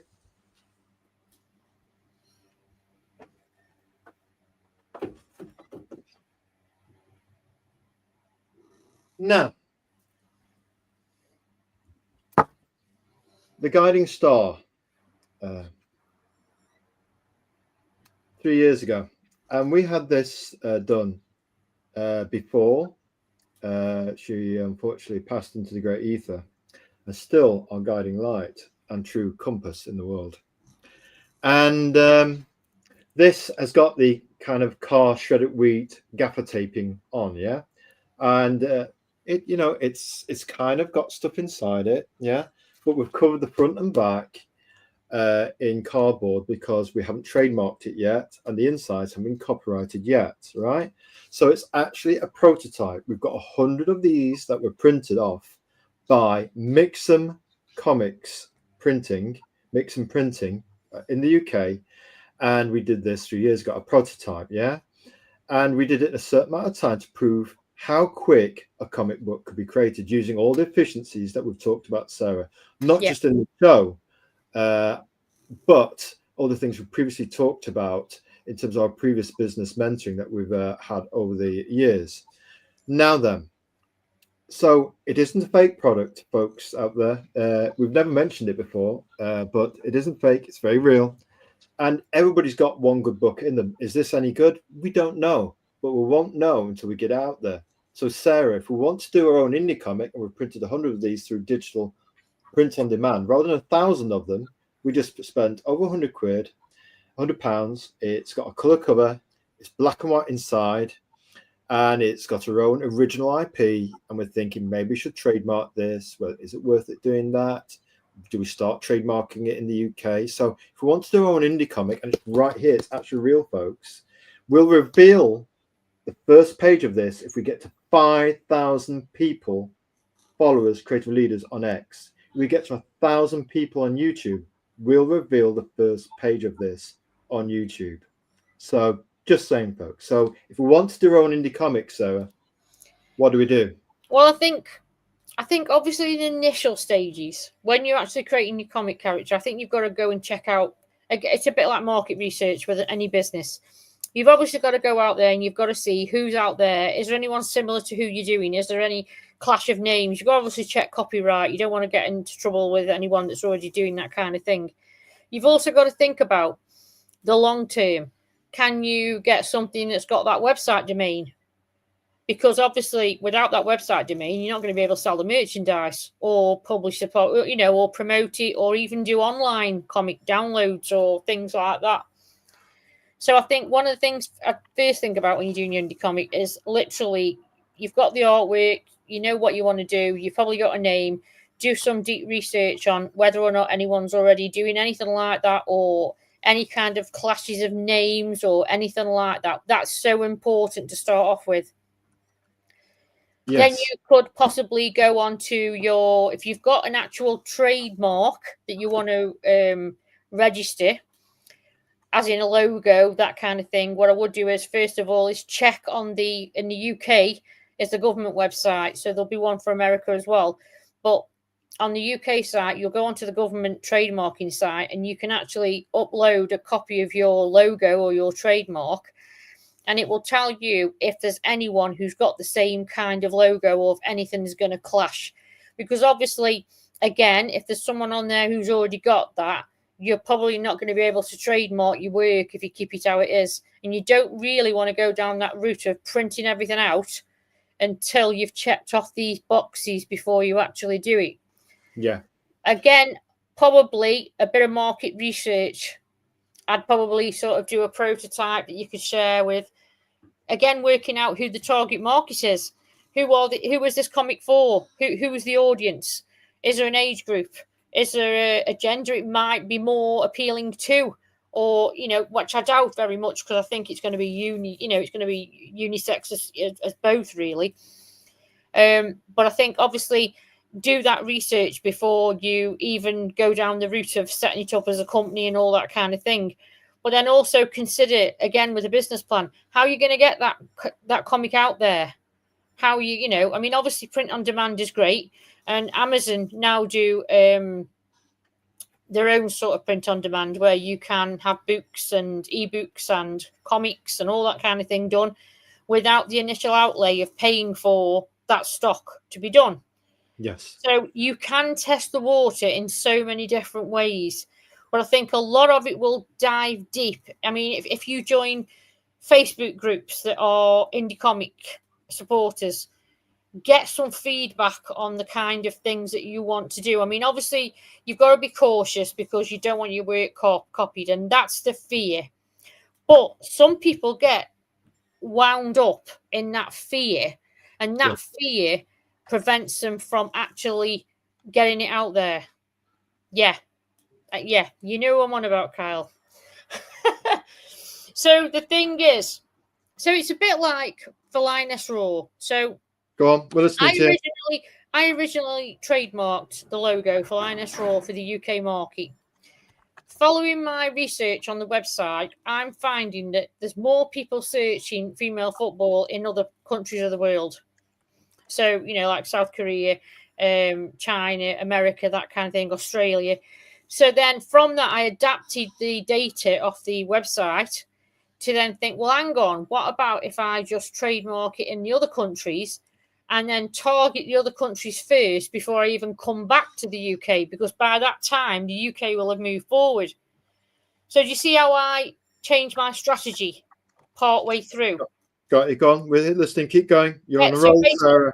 Basically, I sort of tailored my offering because it was recognizing that I'm going to get more. So when you're doing this indie comic, is there a country in the world that's probably going to be more open to your style of comic? So you've talked to me a lot about different styles of comics, Kyle, and you've talked about manga, and you've talked about that You French. are reading our mind. Manga. I mean, Yeah. some people actually, it's Infinity Tales. Actually, they actually have a version that's been drawn, we think, for the manga market, Yeah. and another one that's been drawn for the European stroke American market. And we think, you think about it, the biggest two markets in the world are manga. It's billions, Yeah. and flooding the French and like a tsunami, the American market as well. Yeah. The American market is also quite huge, and the indie comic market is absolutely exploding. It's off the charts. Yeah. And so we're thinking, why not have an art edition for the Japanese market? Yeah. If you think of, there's one very popular one, Common America at the moment. It's a bit like female Captain America meets manga, and it's going down an absolute storm. And not only do they have this earnest, honest, heart and sleeve storytelling, which is very emotional, and it's patriotic, which goes back to that kind of 1940s, 50s flavor where comics were quite strong. But it's tapping into that manga zeitgeist, and it's also they deliver regularly, consistently to the audience and engage with the audience. And they're on the 9th volume now of this Common America and various other offshoots. So the proof is in the pudding there. It's Yes. working. Yeah. So then, let's catch up with a few comments here. Right, we have got here from Georgiana, growing your strength. Absolutely, be strong. Yeah, growing your strength. Yeah, don't be ashamed of who you are. Yeah. And have grace. We find with your man, particularly for a woman, without grace, there is nothing. You know, as Marilyn Monroe once said, regardless for how you feel, you're always responsible for how you act and how you treat people. And our recent experience certainly would fortify that comment from the iconic Miss Monroe. And truth, we've all got our idea what truth is, but sometimes it's a good idea to understand that you don't always, even if your first language English, you don't always understand what somebody's getting at. You're not in their mind. You don't know their intended meaning. You're not a mind reader. How do you know what they intend? Do people really want to do you down? Maybe some people do, but most people in their hearts are quite good. I mean, the very best for you. So to actually, some people have a knack of turning the positive into the negative, but it can be from, you don't know their life. They come from a bad, tough spot and they don't always see. Sometimes you're just a person who gets in the way, you know, of them trying to find their way out of a paradigm they've unwittingly been folded into by the family situation or by past relationships.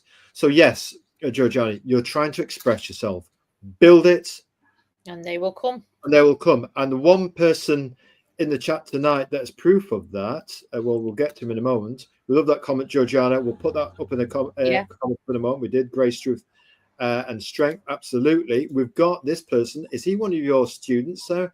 Christianus PQ Kensington. Right. So that's Georgiana's son. So he's jumped on the call as well, which is great. Georgiana's son, welcome to Christianus PQ Kensington. You guys have got some unusual names tonight. Just when we thought we were unusual, we're quite plain by those standards, very exotic. And so we've said welcome to Christian. A cool name that is. And the one and only, speaking of build it and they will come, is the one and only Dave Brigg of Genuine Comics, Parisian. We're doing our top 20 indie comics, and we won't reveal what number you're at, Dave, but you're in our top 20. And we're good because when Adam Lawson did his top 10, we thought we can't just get it down to a top 10. We're going to do an indie comic top 20 and reveal it on our 5 pillars of storytelling after 3 years of backing over 100. Is it 200 now? We're certainly over 100 indie comic books. So hello, says Genuine Comics. Hello, Cancer. Greetings, chat. Hello. Dave, you're proof of build it and they will come. You're somebody who's taken the fight to the not so big two Marvel and DC we rarely mention by name. the Not So Big 2 Anymore, and he's actually came out as the most popular indie comic creator in a recent survey. So he's if you've got a question for Sarah and for our friend Georgiana, put it up, Dave. You know you're good at the questions. So we said, Dave, great to have you here, Genuine Comics. They are absolutely fantastic. So much grace. What's up, Genuine Comics? And here we go. We've got Tim the Passion Olsen, a Famarica, if you will. I tell you what, hey, we've got a family in the chat tonight. And PQ Kensington, Christiana says, "Manga's cool, right? Okay, so yeah." And he says, "Oh, you got it right the first time." Oh, Christiana's very good. We're glad we got it right. We're trying our best. And here we go. Here we go. Oh, you don't have to read my witty comment. Oh, we will, Tim. With Tim the Passion Olsen. Well, I see. Well, hopefully one day, Tim, you will see. Everybody's got a prototype, right? We backed his Melvin issue 3. We like the cover. It was a portal to some lovely classic old school John Cotter, a warlord of art, kind of Gil Kane style of sci-fi fantasy. We like it. Here we go. You're far too kind, Kyle. Dave, we want that question, man. Give us a sashi. Where's the question, Dave? You're always doing incisive questions, so have a little think. But yes, go on. We want to think on our feet. We want to think on our feet. Hello, John Long. By the way, just to prove that we can, we backed Jay Long's Heavyweight from his website. 2 paper comics. He threw in a T-shirt to help us. We actually wore it on the show to help advertise him for a whole week on a few show editions, and we've got it on our clean pile downstairs. What is Heavyweight? It's a swirling political dark conspiracy about gold-blooded boxers with nose-crunching action. Movie voice. Got to do about that. Has she shown pages from her comic? No. Oh, Kyle, this is mine, and or he. No, I haven't actually shown any pages from it. It's classified. If we get up to 5,000 followers on X, we're currently at 4,000. We're going to get called out, won't we? We're going to get called out. I think possibly Tim thinks that I'm one of the comic creators, whereas I'm on here for a different reason tonight. If he's only just joined the group. Tim would like to see. No, Sarah's not creating the book, but she's a business mentor that will give you an extra gear to your moped, an extra gear to your Lamborghini. She'll basically give you high speed, but you're in safe hands. Right then, and it's classified. You bet your bacon butty. It's classified. Tim the Passionate Olsen, and if we get 5,000 followers next, we'll reveal the first page of it. And there's a lot of computer graphics in it, but we want to do penciling, so that's our next evolution of it. We'll have a pencil edition, a computer graphics edition, and maybe even a manga edition. Now that we've talked about it, call us out. We can't walk the talk unless we walk the talk. Yeah. And he's going, ooh. Oh, okay. Ooh. So is Sarah a writer then? Well, she's a business plan writer. Sarah, tell Tim the Passion Olsen of Melvin fame, who's actually got his indie comics actually on Amazon. So he's taking your advice about getting on the big board. So I'm a business mentor, and I work with quite a lot of indie comic writers and creators and artists, and I basically help them to turn their creations into more of a business so that there's more income streams coming in, and I encourage them to think big and aim high. Any questions regarding what you're doing with your comics, I'm happy to help. Increasing our aim and reach, and revenue streams. Definitely. But again, it's more with the indie comics. Sometimes writers and artists can be that wrapped up with the actual creation that they're not thinking it from the business perspective, whereas we need more of the business perspective to make the sustainable income, and also to give you that creative freedom to carry on creating new comic characters, new comics, new merchandise. So that's what I do. Just what we do, John Long. We're getting quite you introduced Heavyweight. It was very, very good, Kyle. we've got salesman blood coursing through our veins, but we try not to use it for evil. That's a choice people make. Do you want the darkness or do you want the light? Do you want the angel or the devil? In fact, we get confused because we've forgotten which side the angel and the devil are on our shoulders, but we get chattering from both sides. But we try and be a good boy, you know what I mean, shy, modest, and keep our ego in check. Hopefully one day we'll have even a small ego, but first of all, got to walk the talk, folks. No ego if you're not walking the talk. So yes, what is Tim saying here? Trying to do more conventions and not do the crowdfunding. We think try the crowdfunding. If it's not for you, one thing that Project Neosis do, and Paul Thayer in the indie community, he absolutely hits the convention trail all the time, at least I think once a month. And what does he have? He has pictures, photographs of people who are holding up his indie comic that they bought. That's the best advertising. It's called Pressing the Flesh. And this prototype, by the way, did break cover 3 years ago before we lost Guiding Star. Still up there, got a lighting our way, but we might add. We showed this, not the front cover because of trademark reasons, but we did allow them to browse through the interior.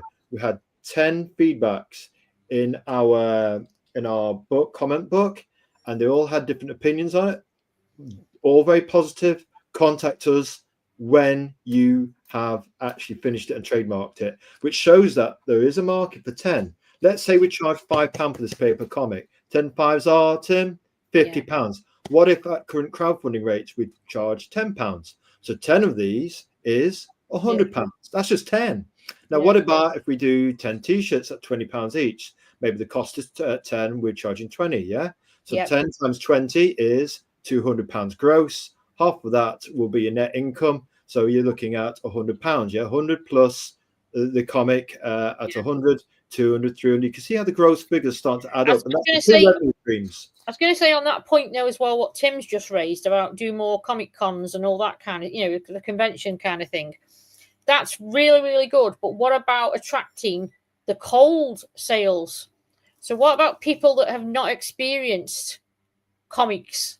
What about younger people who've not had that connection, perhaps? So how do we sort of intercept that and create a new market that's coming over? So you're absolutely nailed on in terms of embracing the eternal youth of the manga market. But another thing that comics have lost touch with, they made comics a kind of adult-only zone.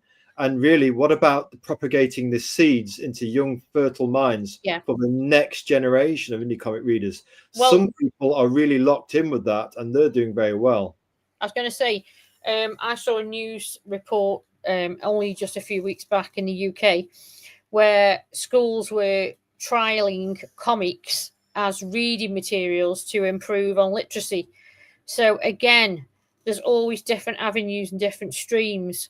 Because obviously, kids at school, depending on what kind of comic you're doing, if you think about like the more child sort of aimed at, when they're at school, they're trying to get literacy levels up.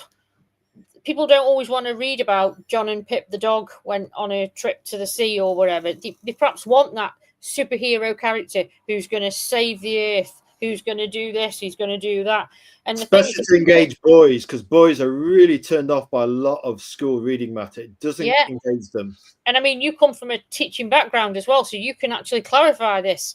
And the thing is as well, that what you've got to think of is those young people in those schools are going to be your future market. So you get them connected when they're younger on the comic industry. They are going to be your next generation of followers. Absolutely, and to me, it only takes a handful of years, and they're into teenager years, and they'll be quite passionate, vocal followers of yours. You know what I mean? Yeah. We really got them locked in, and perhaps in the teenagers, at the most vociferous and passionate in terms of their support and loyalty.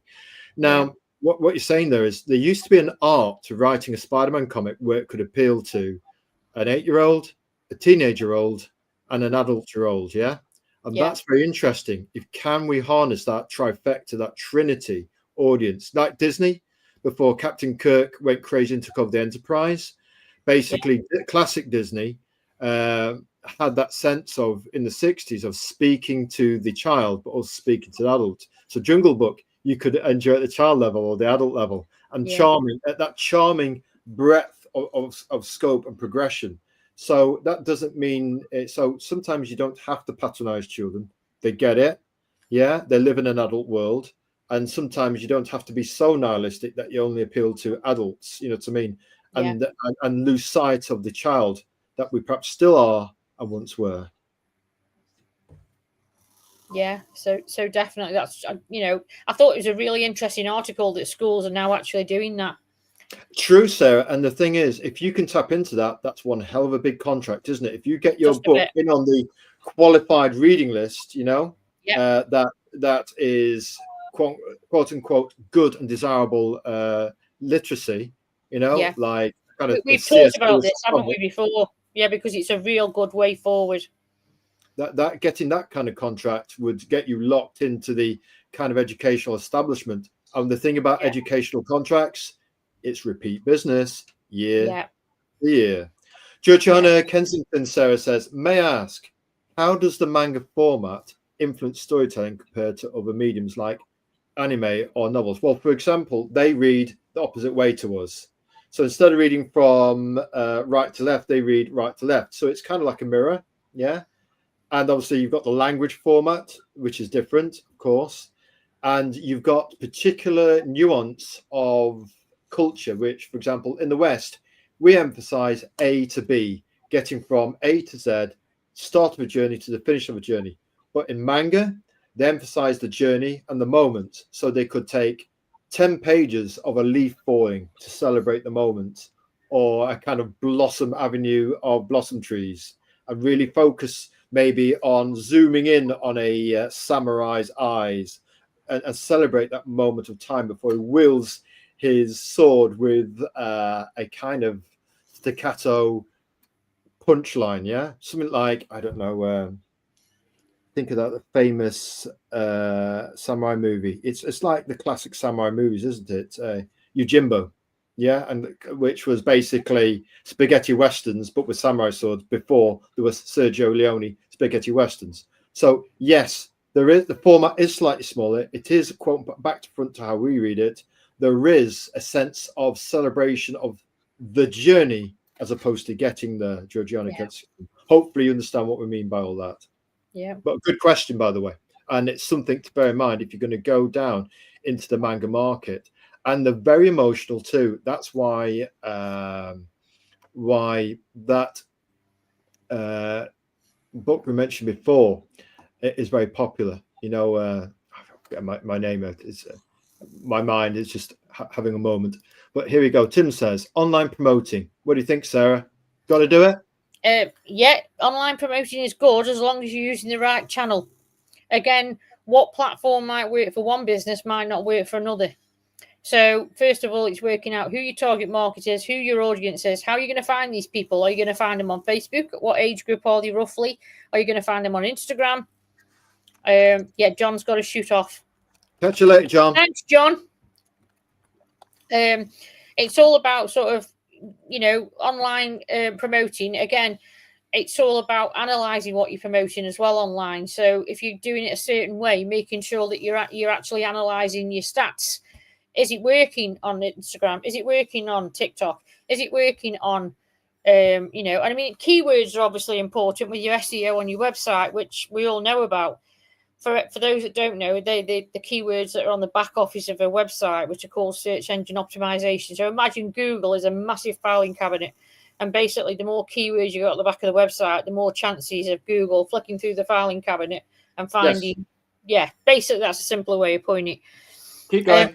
But yeah, so online promoting, fantastic, but making sure that you are using the right channels to reach the right target market, because otherwise you could be wasting money if you're doing paid ads and not reaching the outcomes you need. Absolutely. Those keyword optimizations are like laser focused marketing. Yes. Yeah. And tapping into those so that you can harness your market. People are going to type things in and search for those. Yeah. Are your words synced with the words that are being used to search? Yeah. Yeah, definitely. And again, AI's got a lot to do with that. AI has a lot to do with that, very much. Yeah. People don't realize just how much AI is running society already. Even if it's down to checking on Gemini, which is Google as chat, or Chat GPT. Even if it's a case of, can you give me a list of the top 10 keywords for blah blah blah blah blah, and you know, but you can delve a lot deeper in that. You need to use AI with a bit more intent and a bit more prompting. It's not just a case of, can you do me this? You've got to sort of create that sounds really odd what I'm going to say here, creating a relationship with that chat, so that it's like, this is what I need you to do, what else do you need to know from me, and then actually creating that two-way conversation. That's how you're going to get the best research results. So can you give me some keywords for my industry, comic creators, blah blah blah blah, and then obviously it will say, and I'll say, what else do you need to know? It might say, okay, then do you know your market, your target market? Do you know you still do, you know, do you know how you're going to reach these people? And it'll basically just give you the keywords you need to add into the back of the website. A lot of the AI gets the bad press because, yes, they've basically farmed everybody's artwork, both written works and artworks, without the permission. And that's the side of things people are prickly about. But AI has lots of latitude and a fulcrum shift of reach in terms of efficiencies. So if you focus it on you and it learns about you and how you do things, for example, Grok Imagine recently, people are quite happy because Grok actually works off your artwork and will animate your artwork.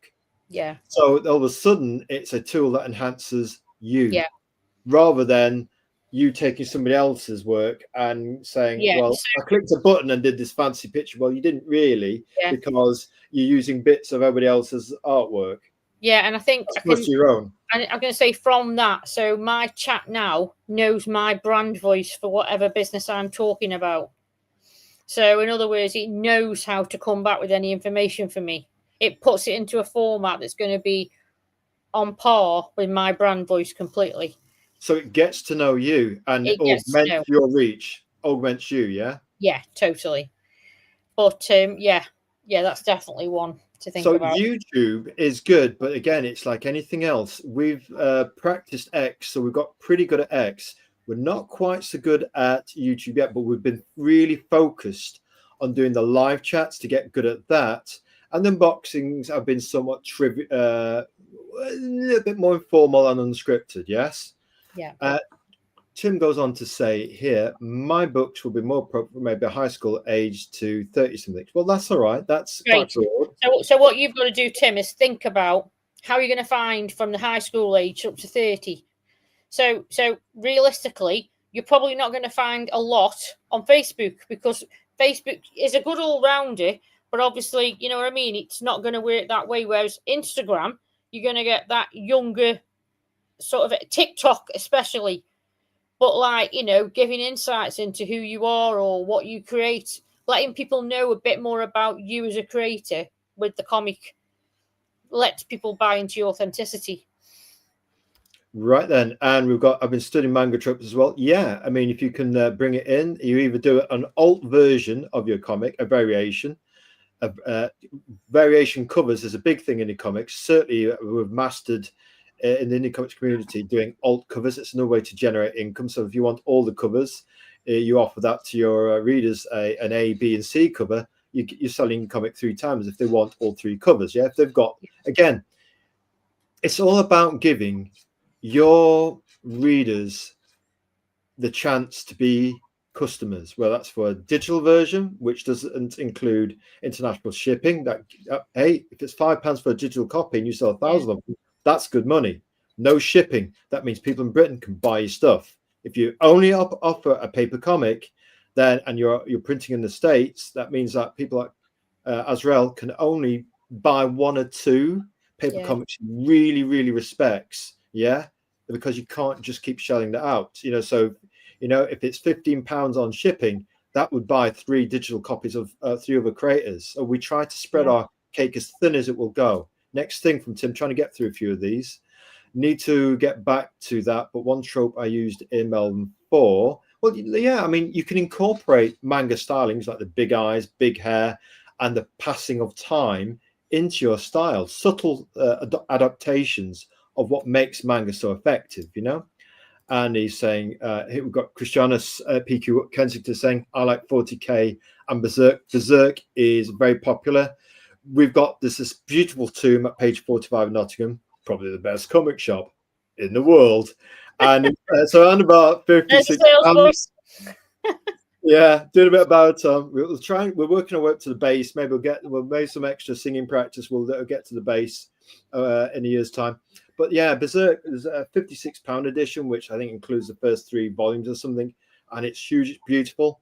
But the small version, the one criticism of the manga format is it's very small. So if you're 29, like we are, then obviously reading that smaller print can be difficult. So what we'd say is buy the extra big edition, but it comes with an extra big price. So Berserk, we're going to get there eventually on Berserk. We will do it. And Tim Olsen is saying, Christianus PK Kensington, what age group are you, if you mind to ask? He says here, John's got to get cleared off, so he's already left. We're good to have him in the show tonight.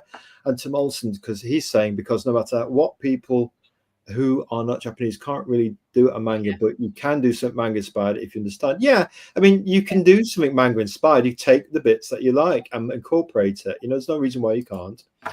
And back to Georgiana, holistic Kensington. That's true. I like that. I always read comics when I was little, much more than books. I think I learned better that way, honestly. Georgiana, we learned how to read not from the dusty school reading ladder system, which was true then, and it still is, unfortunately, from our last experience of education from about, it's almost a decade now, the last time we stepped into a classroom. And basically, we learned to read by reading the Spectacular Spider-Man Comic Weekly. It was an anthology, black and white, cheap reprint version of the Marvel comics. So it was like Spider-Man Noir, you know, all in black and white. Bigger artwork though, but it was on cheap newsprint.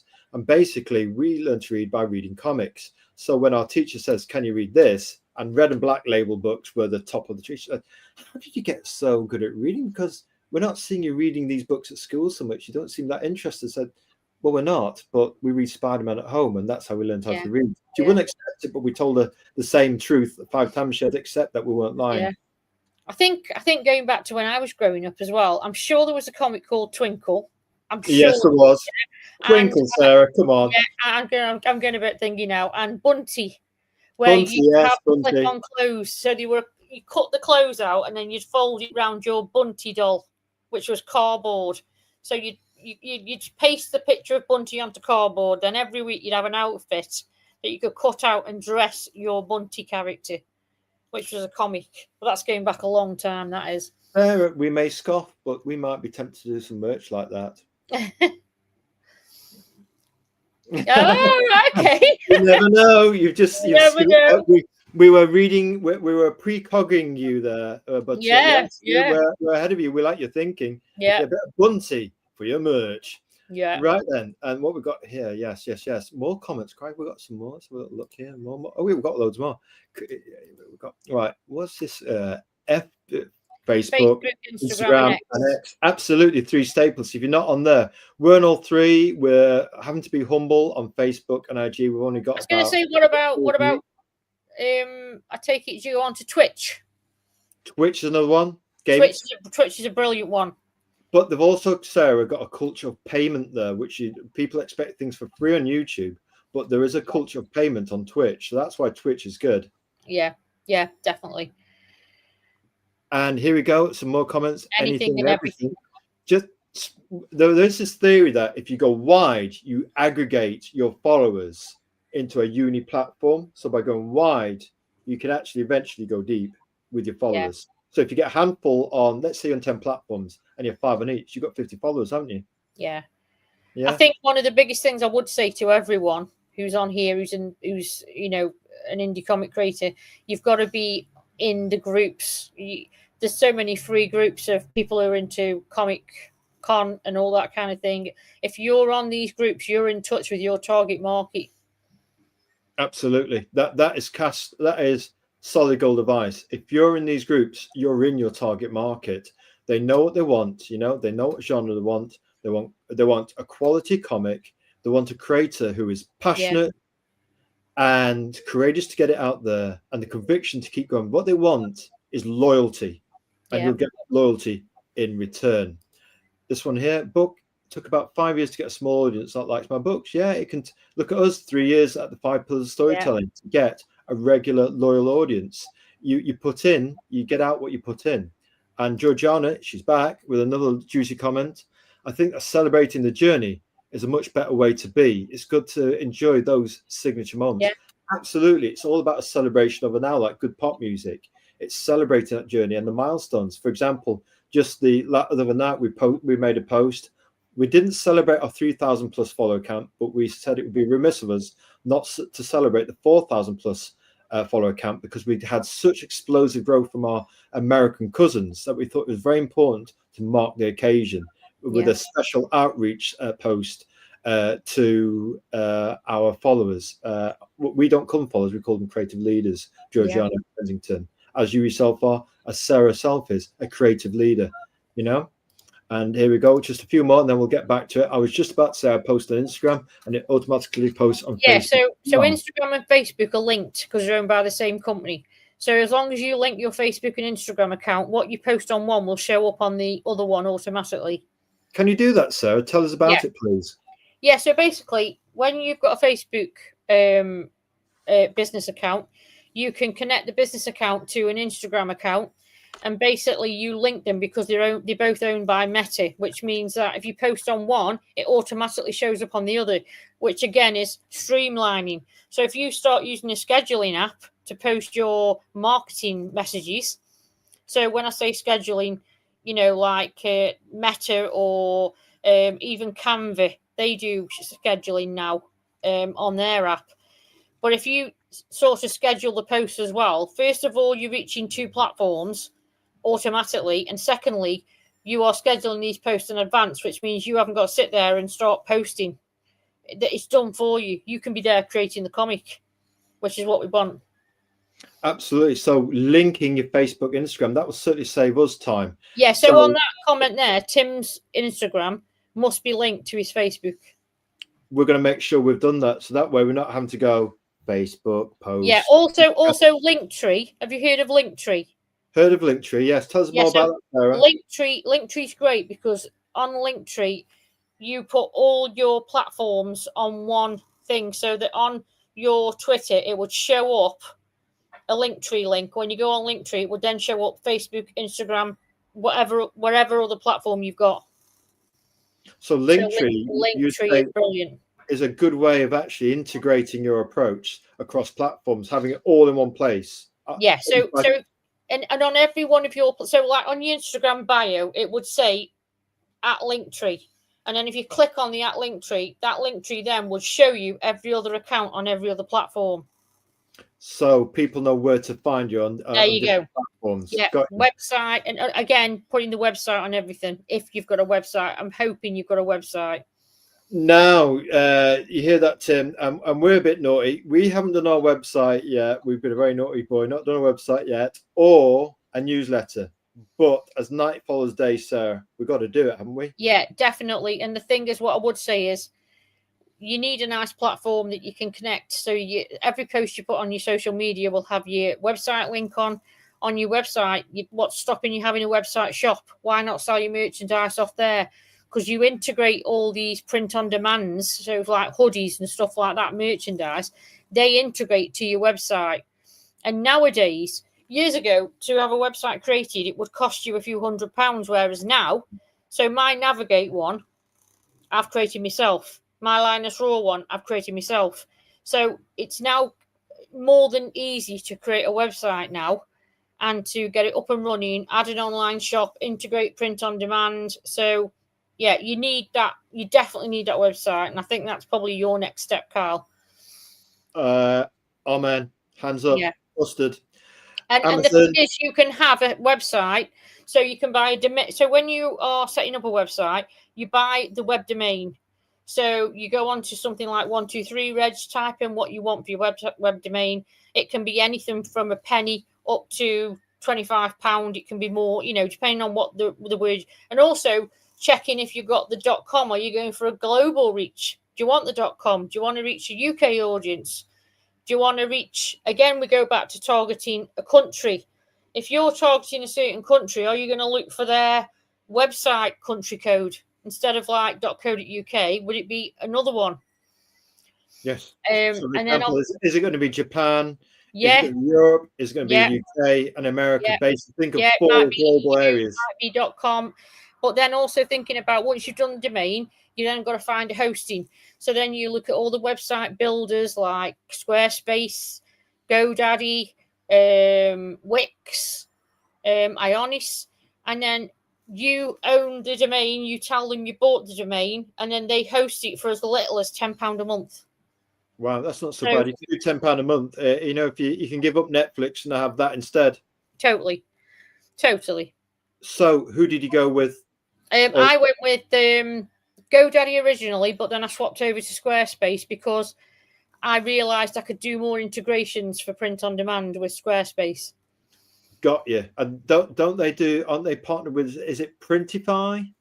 Well, on Squarespace, you can actually integrate with a huge number of print on demand companies. Redbubble and stuff like that. Yeah. So like Inkredible, which is a UK one. Printify, Printful, I think it's Go to Marketing, I think, or something like that. I've got a list of them. Again, if you Google top UK print on demand companies, you'll get them all. And then if you go on their websites, they'll all have a plugin which will say connect to a website, integrate to a website. You press the button, you put your email address, your website address in, and then Shazam, basically. It's there. And it looks like that online shop is what you've created, where really it's the products from the print on demand that are on the website. So it's about marshalling the resources, harnessing your talents, yes, but marshalling the resources around harnessing your talents. Yeah, definitely. Now, getting back to things on this, that was a long mentorship, by the way. Yeah. And by the way, that is typical of the value you get from Sarah Grocott, by the way. So anybody who's watching this from LinkedIn and all of the social medias, you can basically say, this is your business card, Sarah, this interview. To me, many people will watch this to go, we want her to be our mentor right now. So passive income methods, Sarah, tell us about that for our we've already talked about it, haven't we? So I mean, we've talked a bit about print on demand. So print on demand is where you actually upload your designs onto garments or merchandise or baseball caps with companies, and they charge you a certain amount for the garment, including the printing, but then you advertise the garment on your website for double the price or whatever, so that you are making a profit, or you're making £5 or £6 per item, but you're physically not having to buy in the stock. That only gets ordered once the customer pays for the amount. So print on demand is fantastic, and it does a multitude of things: mobile phone cases, water bottles, wall murals, artwork, you name it, you can do it. Fabric, workshops. Think about passive income methods. So what workshops can you do? If you're an indie comic creator, you've obviously got the artwork, you've got the creative style, you've got all elements that you could probably put into a workshop and encourage younger children. Why don't you get into doing this? Why don't again, you're encouraging another generation of comic fantasy teaching platforms. Totally, yeah. Teaching platforms. Again, there's platforms like Zenly, which I don't know if anyone's heard of, but Zenly is an American company, that have come to the UK. And again, you can create online courses on there that are pre-recorded that you can sell. So, your art, your storytelling methods, how you come up with your characters. And then obviously those lessons sell, and it's all passive income because they're pre-recorded. So they'll still be selling while you'll still be sleeping. Ebooks. Again, we've talked about Amazon print on demand. Showcases on Instagram for your brand. So showcases are where if you've got an Instagram page and you use elements within your what you do. So, you know, like say for instance, if you like when Kyle, you purchased that overhead camera thing for your desk for when you're drawing. Oh yes, the gooseneck. Yeah. So You saw basically, that? yeah. So if you think about the equipment you'd use when you were creating your comic, think about affiliate links you could use with Amazon, which you could then put on a showcase with Instagram, which means you're making commission every time something's sold through your link. Got you. And then obviously TikTok. I can't emphasize enough how much TikTok is fantastic for business. Obviously, you can have a TikTok shop now, and also with a website, you can integrate a TikTok shop to your website and an Amazon shop to your website. Again, drop the shops in your base website with Square because the integration they've got. Yeah. So can you see how all the platforms are? You're getting your brand and your comic out there, or your merchandise out there to wider spectrums, wider platforms. Go widescreen with the spectrum. Yeah. Widescreen Totally. with your audience, a widescreen with your tools, widescreen with your social media, rather than just being hunkered down on one. There's some people that will be tribal and will want to stay on Facebook. If you reach out to them, you can have those followers across all platforms. Yes. And they will eventually be loyal not just to Facebook but to your brand, because you've gone out to reach them on their whole earth. But the thing is as well with the platforms there though, from the perspective of a selling platform. So if you imagine from a website, you are selling off your own website, you're also selling from an Amazon platform, you're also selling from an Etsy platform, you're also selling from a TikTok platform. So it's like you've got multiple shops selling your items. And it's again reaching out to that installed base, and each one, Amazon, huge, Etsy, bigger than you might think. Bring that that reach on there as well. Gumroad for digital only products, stuff like that. TikTok, the zeitgeist of, it's got the finger of the pulse of the youth, of that young seedling sprouting next generation of audience. Again, prime example, Holly Nichols, illustrator, who I informed you about, who I'd been following on Facebook, artist, does sketches and portraits of designer gowns and stuff like that. I find it fascinating. She's got over 1 million followers on Instagram. She's huge on Instagram. Well, she's literally got edutainment down to a T. So she does the videos, she does the Facebook, she does the Instagram, she does the Etsy, she does that business model is fantastic. Absolutely. She has got edutainment nailed. We've got a fashion book. We did an unboxing of a fashion book. It's on our YouTube. Love it. I've actually got that. You've actually got that. So we've both got that. We've got the taste. Now, no trailer, but hey, Sarah is a living trailer. You don't need a trailer when you've got Sarah, living trailer Grocott. Will I, like Sarah Grocott, navigate? Sarah, if you did an indie comic, so you've certainly given us the kind of the beat down in terms of the mentorship, where we've been absolutely submerged in what we can do ourselves with our prototype, and we've said at 5,000, Sarah, we're going to reveal the first page. No more hiding. It's on the moped. Fantastic. And we're going to start it at 5,000 or 1,000 on YouTube, but at 5,000 on X, so we're committed to it. Otherwise, we're going to look like a chicken. And we don't look like a chicken.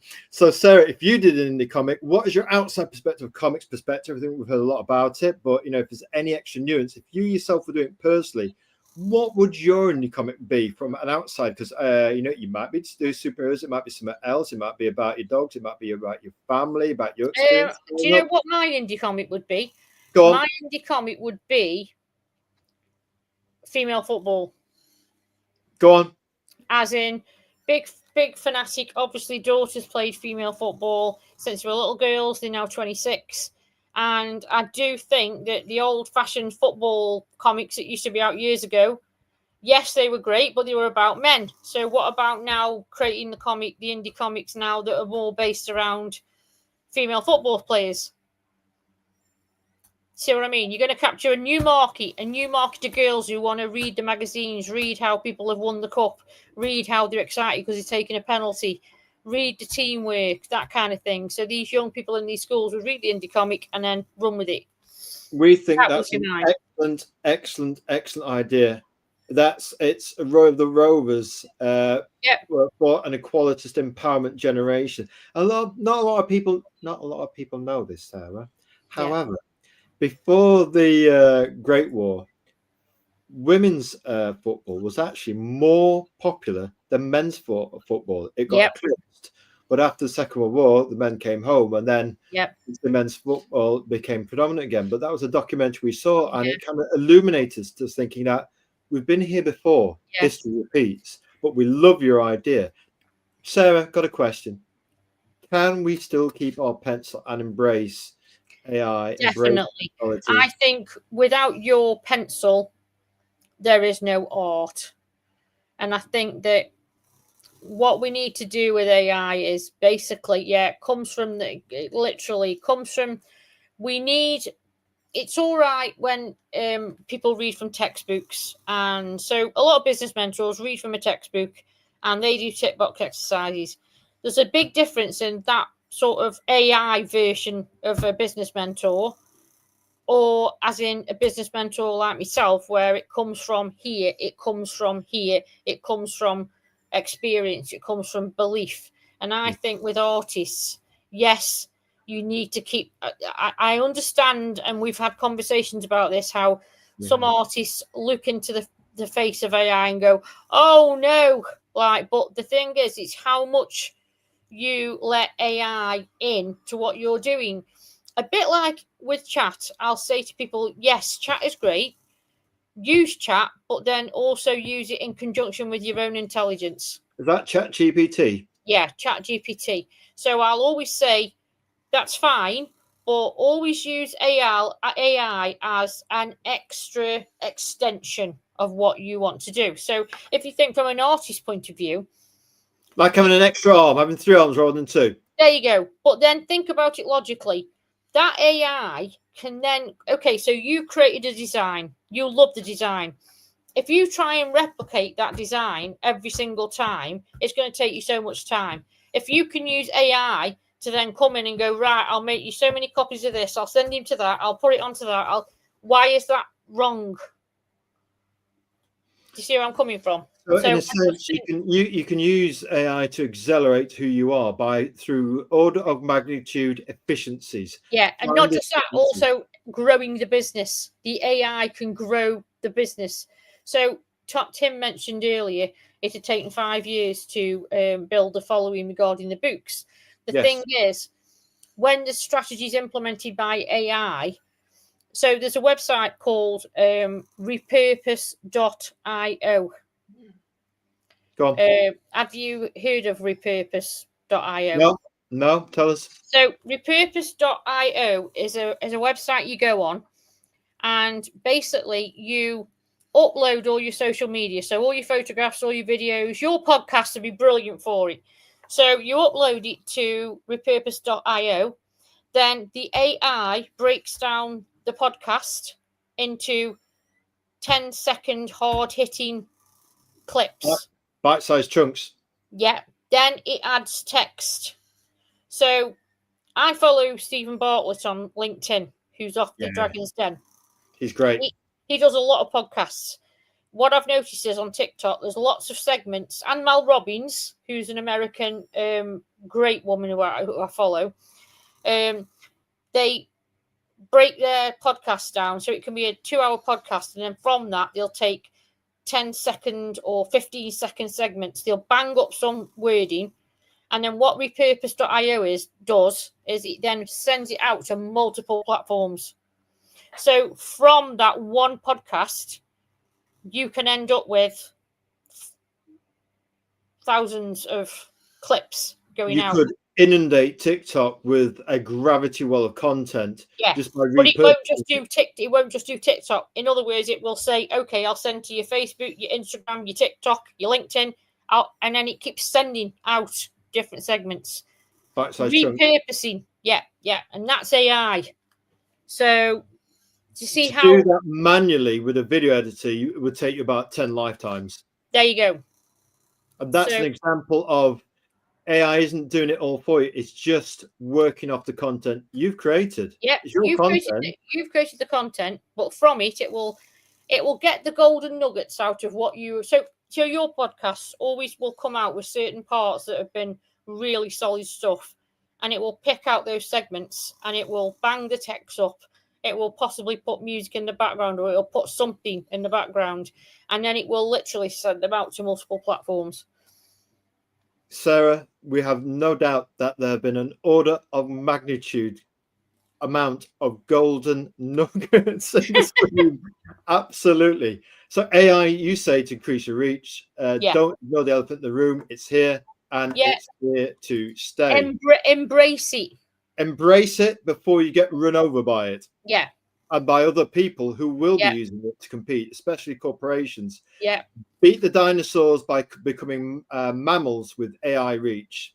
Now, number 3, why do you think indie business rather than corporate business is for you, Sarah Grocott? And when did your journey with business begin? You mentioned something about being 21 back in the day. Yeah. So basically, 21, of course. Yeah. Like about 4 years ago, when I was 21, I literally saw an empty shop, and at the time I think I was working for a parcel courier, just doing, like on a computer, putting collections, deliveries and all that. And I saw this empty shop, and I just thought that looked lovely as a village tea room, because it was right across the road from a church, and it got really good footfall on the main road. And even then, I didn't really know, I suppose, that I was going to go down the route of self-employment. But from that empty shop, I contacted the landlord. I then had to go to the local council and fill out a change of use, because it was only a fashion shop. So I had to change it to a food outlet. I had to draw plans. And it was like tiptoeing into this sort of thing for business, for small business.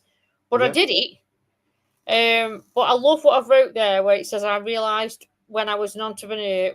Basically, how this happened was, I'm a mentor on the Help to Grow programme, which is a government-funded programme, and I help businesses throughout the UK. And I was on a workshop one day, and this guy came on who was a solicitor, I think he was. Yeah, go on. And he set up his own law firm. And I remember him coming on and saying that he realised he was an entrepreneur when he recognised that he was unemployable. And everyone on the call, we all sort of said, do you know what? I agree. Because I think from my point of view, everywhere I'd worked, I'd always thought of ways they could do things better, or why do you do it like that? Because it would be much more profitable if you did it like that. So I think from that, for me, it was an eye-opener to, I need to be my own boss. I need to be the master of my own destiny. I need to have my own business. So, I love that saying. I realised that I was an entrepreneur when I realised that I was unemployable. Yes. Yeah, definitely. Well, it's the parable of the empty tea shop. We like parables. That's how we learn. We have them in the Bible. It's all about those age-old truths and successful tea room. As I realised that I was an entrepreneur when I recognised that I was unemployable. That probably sums up us. I mean, we were in education for a long time, but every day we always felt that we were unemployable because sometimes you get off track. You want to be an artist, and you end up being working in education instead. And sometimes you can go diagonal instead of straight ahead, and that comes down to, as you say, beliefs. It's definitely. Always about belief. And to be honest, if I'd have said to you 20 years ago, right, you're going to be sitting on a podcast talking about your Trinity, talking about your art, talking about comic, and you would have literally looked at me, wouldn't you, before you pinched the carrot cake or whatever it was, coffee cake, is it you like? It's coffee cake we like. The carrot cake ended up, the last coffee cake, to the word to the wise folks, the last piece of carrot cake we had was delivered to us, well, we'll choose our words carefully, by an ex something. And and we swung a foot at it and we missed it, and it dropped on the beach. So we remember us saying, "Ha, you missed." We didn't miss the next one. Sounding very much like the football I watched last night. Yeah, indeed. They didn't score, and we're not sure we did either. But careful, Azrael, behave yourself. So anyway, we drop kicked the second swing of our boot right through the carrot cake, and it went spinning into the air, into the golden dappled Menai Strait, because we were training between Bangor and Anglesey. We were on the shores of Anglesey at the time, and boy, that carrot cake never travelled so far in its life. You missed. Didn't miss the second time though, love. Sorry, yeah. So where were we? Yes, we like coffee cake, of Yeah, course. so what I was basically just saying was when you were that teacher in that staff room pinching the coffee cake that was coming in, you would, and I'd have said to you, in 20 years' time, you're going to be doing this, this, this, and this. You probably would have never believed. Never believed. No, it's to me, to us, we call this Star Wars technology. Speaking of Star Trek, actually, technology, we call it. Georgiana, who's a stalwart and a very good friend of yours, she's hunkered right down in with you and me on this show. Yeah, So we yeah. love this. That's a fantastic site, repurpose, we presume Yeah. she's talking about here. It cuts down on the amount of video you need to do. And yeah, I mean, if you don't have to do the video manually, basically for a nominal fee, you're paying somebody else to do what would cost you hundreds of pounds to do it manually. Yeah, for the sake of a sub price a month, I presume. Definitely. Georgiana, repurpose can be a great boon to augment reach by breaking up content into golden nuggets, especially again Georgiana's been on the same course as me for AI, so she's up on the AI as well, which is great. She's on it as well, like Sarah. Both of you are on it. Definitely, yeah. I'm back. The John Long, he's back with the heavyweight. We're still going, John. We're still here. We're still here, man. Kyle's just been kicking his carrot cake out the park. Yeah, I just drop kicked the carrot cake. I didn't get in the first hit, but I definitely got it in the second hit. He says with rueful eyes traveling back in time. Don't be like that, Azrael. Keep positive. Don't be bitter. It's gone. Let it go, man. Right. So question number 4. What of the big 5? What business advice would you give to aspiring creators? Because we didn't get taught about business at school. We got taught the 4 rules of number in maths, and we got a bit about accounts at secondary school, but business, not so much. I was going to say, realistically, in the UK, I know this is definitely the case. With schools, it's very much of what college are you going? Where do you want to work? Do you want to go on an apprenticeship? Nobody's really saying, do you want to be a comic creator? Do you want to create your own indie comic? Do you want to create your own brand of trainers? Do you want to be an online influencer? Do you want to, it's very much be Holly Nichols. Yeah, basically, yeah. So what I would say to you is, as an aspiring creator, if you've got a comic character that you really want to get out there and get to people, and you've got that belief, and you've searched, researched, and you've seen what there's out there that's like what you want to do, that kind of thing. Business plan. Again, without a business plan, you are building a house with no foundations, which means that you've got no, it will literally just crumble. Or what I normally say to clients is, you're on a raft and you are going across an ocean with no direction, what you're aiming for, what your goals are, what your long-term plans are for the business, that kind of thing. Also with a business plan, without a business plan, you're not going to be able to apply for funding. So in the UK, for instance, well, probably in America as well, if you want to go and get sort of funding from a bank, if you don't walk in with a strong business plan, they're not going to take you seriously. Don't think small. Massively one of my biggest things. Don't think small. Think sky is the limit. Again, you'd say, instead of thinking I'm going to make 10,000 with my comic, think I'm going to make $1 million. There you go. Well, think about J.K. Rowling. So think about Harry Potter sitting in a cafe with no money for the electric or whatever, and writing the book actually in the cafe, thinking keep warm. Yeah. Think of books, think of merchandise, think of films, think of Harry Potter World, think of licensing opportunities, especially with John Long. So think about the boxing side of thing. That to me screams out figures, as in the figures that kids used to have, where, like I'm trying to think, which ones I mean. Man. Yeah, action. Yeah, but think heroes. About that. Action figures. Definitely. And another thing, I think of heavyweight Jay Long and think Jean-Claude Van Damme. I'm thinking movie option. One thing, our all-time favorite comic book is Gary Spencer Milliger's Strange Heaven. We still call it the GOAT, the greatest of all time. Indie comic. Back when we say indie comics were generally hard to do because you didn't have computers so much, you didn't have Amazon, you didn't have 4 billion people on the internet by order of magnitude. Sure, these days doing art still takes a bit of time if you don't embrace efficiencies, which we're going to, but we'll less about our proprietary secret methods right now. We would say that, maybe think about Gary Spencer Millage sold the option for Strangehaven to a TV company. You know how much he got? 100 grand. Yeah. So it bought him the time, maybe too much time, maybe in some ways. It can maybe make you a bit comfortable, but it bought him the time to have a private life, to step back and maybe not have to go so hard at Strangehaven and do it in his own time, maybe, you know? But yeah, Gave him creative freedom. Gave him creative freedom to do it on his own schedule, we would say. Yeah. And John Long, you've got a martial arts, kickboxing, golden-blooded boxing, swirling dark conspiracy. You know, don't make me do the movie voice again, man. But you've got something with what a sales pitch and what's about 10 words or so. If you use our pitch, basically you could take that to a local TV company, say, we'll sell you the option.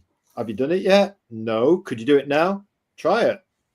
Well, when you think about things like that became popular very quickly, like think about Power Rangers.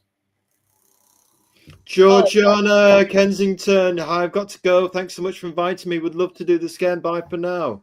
We'll say Georgiana before we continue with Sarah. Georgiana, great to meet you, Georgiana. Sarah, take it from there. Brilliant. Yeah, but think about mine's gone blank again. I think it's the weather. It's the heat, isn't it? Great to be in chat. Terrible. But yes, I mean, I just think John's brand, John's comic, should I say, brand, is screaming out for growth, as in, like we said, characters, like licensing opportunities. I mean, when we think about the Power Rangers, think about when you think about that idea must have come from somewhere. So, you know, again, what are you losing by reaching out to these companies and going, this is my comic, this is what I do? I think it'd make a great animation. Yeah, and another thing, Todd McFarlane of Spawn, he basically saw that action figures were very crude. Yeah. He went to the toy companies and did a mock-up example of how to create a really detailed one and take toy action figures to almost Michelangelo levels of detail and sculpture. Oh, think about 3D printing. Yes. Do you see what I mean? Got 3D you. printing. So, I mean, basically what I've put there is, as an aspiring creator, create the best business plan you can to run alongside your best comic creations. So basically, as long as you've got them two running aside, you've got a steady chance. Without that business knowledge or that business plan, you are just that creator on one level. You need the business to boost that up. Have the ambition of a child, but the business plan of an adult that you can take to a bank. The vision of a business. The vision of a business. Yeah. Sarah. Hello, Sarah. What superhero would you be? Come on, right. So definitely Wonder Woman. Now, simply because I've got Wonder Woman as my ringtone. So I'm sort of 52 going into a shop, and then all of a sudden Wonder Woman is blasting out on my phone, which is totally embarrassing. The amount of times that I've nearly gone to actually start spinning around with my arms out at the side is unbelievable. We've got to see that. But on a story about that, so aged about 7 or 8, I think it was, I'd had some of the roller skates. We're talking now 1980s, early 1980s. I had roller skates for Christmas. So I had the metal ones with the red leather on with the laces. Of course. Where you put your trainers in them and then you tied them around your trainers. That's right. Broke my wrists Christmas Day. So had me wrist in plaster for about 12 weeks. 12 weeks later, Mum took me to the hospital, had the plaster removed. I went straight to school, then started pretending to be Wonder Woman on the playground, was spinning round, and then got completely giddy, fell over, and broke the other wrist the same day that I had the plaster off. A matching set? I had, through pretending I was Wonder Woman. Yeah. Go on. Yeah, but going by what I've got on there as well, I always say to my clients that within 6 to 8 weeks of working with me, I want them to feel like either Wonder Woman or Superman without the lycra. Indeed. I think that's great. And we've added the one broken wrist story. So you just get a one broken wrist, then you get the matching pair. through pretending I was Wonder Woman. Well, we've never pretended we were Wonder Woman. At least we're not going to admit that publicly. But she is our favorite DC character, along with Hal Jordan's Green Lantern. But we do Green Wonder Woman's always been our favorite DC character. Yeah, definitely. In blue. She's got everything. It's woman empowerment. Yeah. Back in the 1930s, she could hang with Superman and outperform Batman, and she could do it with grace. Yeah. And she could do it with feminine energy. Definitely. She didn't have to do it as a man, and that's what we like about her. Grace. Because for us, feminine energy always comes from grace. Yeah. And there is a lot of bad press about women trying to be guys and blah, blah, blah. We think women can compete on their own terms with their nurturing feminine energy with grace. It's the one word you can get. You can get a guy to do anything for you, not just by wearing plaits, he says, moving swiftly on, but by actually employing and deploying grace. It's I won't say it's a woman's greatest weapon, but we would say it's a woman's greatest virtue. Don't have to shout at the guy and give him scars. You'll just lose him. If you actually use grace and say, pretty please, can you just clarify that? Then you'll have him forever. Yeah. It's a different approach, and it's a feminine approach. Anyway, let's move on. That is a beautiful story, Sarah. You're absolutely nailing it tonight. A couple of bonus questions, and we will be in for a kind of tour de force chat show, which we think will go down well with repeated viewings from your colleagues, from your students. You can refer them to this. And then we'll have liquid gold. Bonus questions. What are your plans for Navigate going forward, Sarah Grocott? The plans are that, just bear with me 1 second. My phone's cutting off. So let me just. No problem. So basically. John Long's saying here, would love for Heavyweight, based on what you said earlier about franchising out your or optioning out your stuff to TV companies and so forth, like we talked about with Gary Spencer Millaging optioning Strange Heaven for TV for $400,000. John Long said would love for Heavyweight to be an animated series. So go and pitch the manga people who make manga and see if they'll make it into animated TV series. It's got all the look of the. Imagine Jean-Claude Van Damme, but as manga. We think try him. Go to the the anime making production houses and sell it around. You've already got it in a almost like a kind of anime format already, because of the way the coloring is styled, the actual style of the art is kind of pseudo manga as well. So we think it's almost like a still series of anime pictures taken from a cartoon. It's almost like a comic book cartoon in a sense, in its styling. So you could say, imagine this as an actual animated series. Go get them, John. Go get them. Definitely. So for Navigate, to basically grow the business, to the TikTok channel to grow, I definitely want the TikTok channel to grow. Yeah. I've got plans for the TikTok to possibly film it from. Can you hear me? Okay. Yeah. Yeah. Fine. Yeah. We're saying we want to do a TikTok too. We think it's a great idea. Definitely. And the thing is, I want to do some TikTok. I want to get some podcasts of people who are inspiring, people who've got their own businesses, how they started, what barriers they faced. I want to get organic business views. I want genuine small, medium enterprise businesses, not big corporate ones. I want the guys on the street who are tradespeople,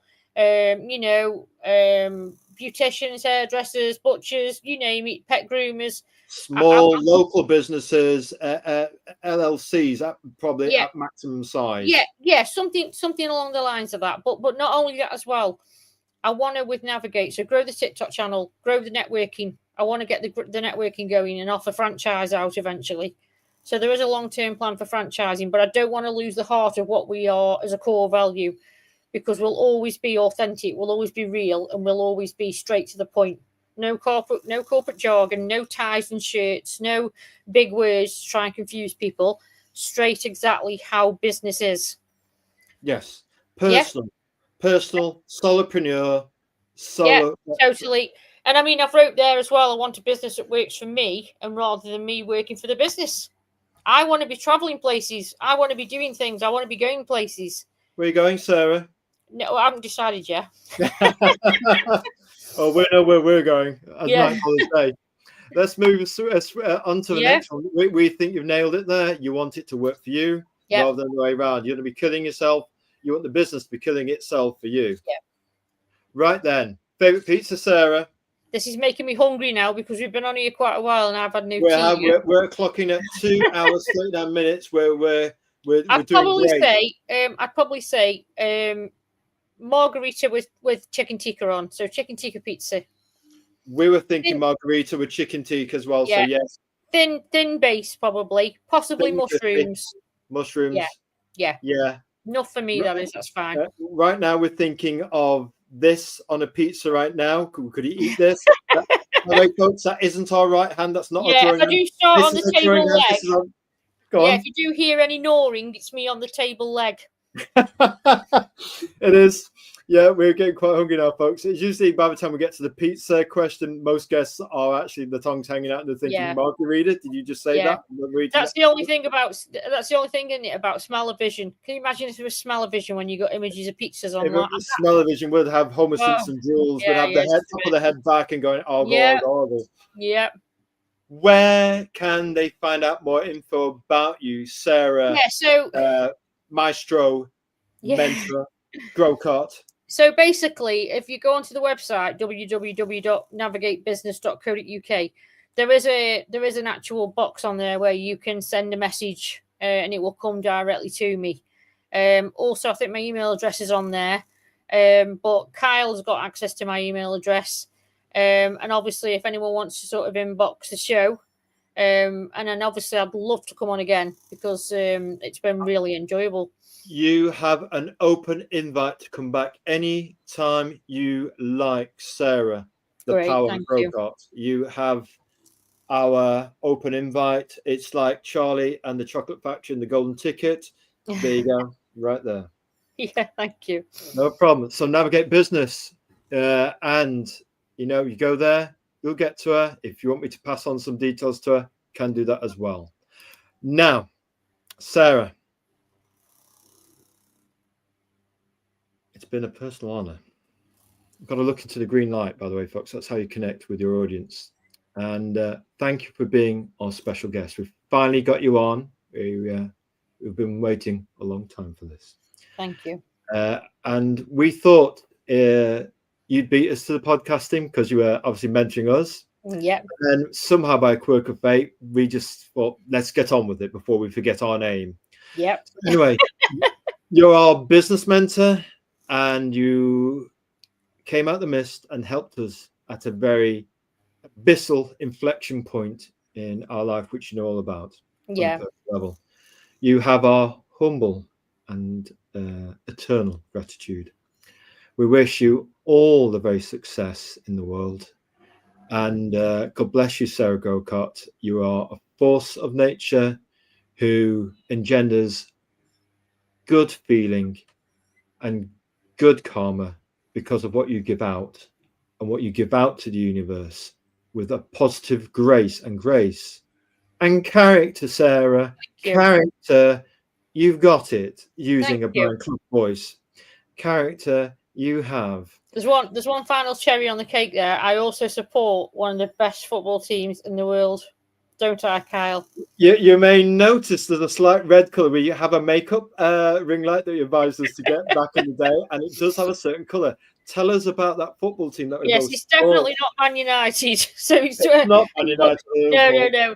I'm a Nottingham Forest fan, the same as Kyle, and we constantly sort of message each other scores, don't we? And trees and footballs and rockets and absolutely all about the forest, the flaming fire of the tricky trees at the world famous City Ground when they sing to start every match that famous Scottish song Mulligan Tire.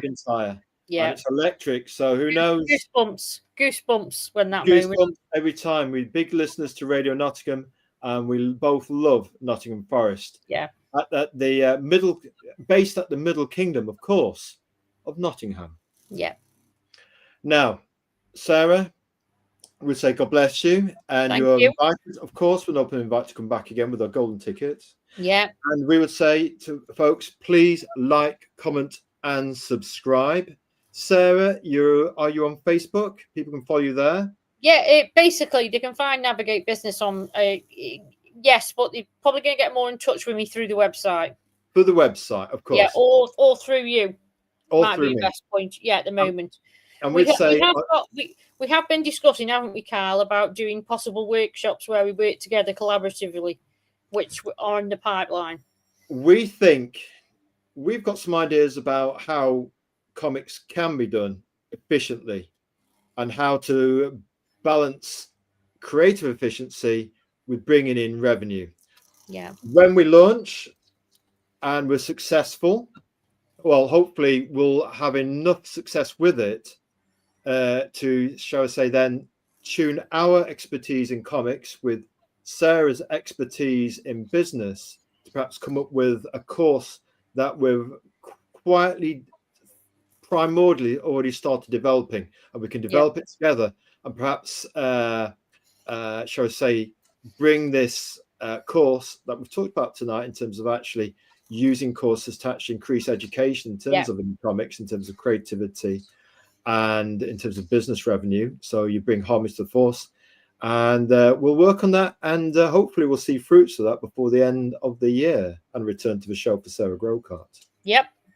So we'd say, God bless you, Kyle, and thank you so much. Thanks for all the questions. Nice talking to John and to Tim and to Georgiana and Christianus and it always ends with a compliment in the chat. Today was exciting. Great show, says Jay Long. Thanks, John. John, thanks for turning up and coming back to the show. We love you, John. And the heavyweight, go send it to the manga, the anime companies. That's your pitch. You've already got it in anime format, but it's still pictures, man. Do it. Right then, the one thing we've got to do now, Sarah Grocott, is add to the stage our outro music. God bless you, Sarah Grocott. Thank you.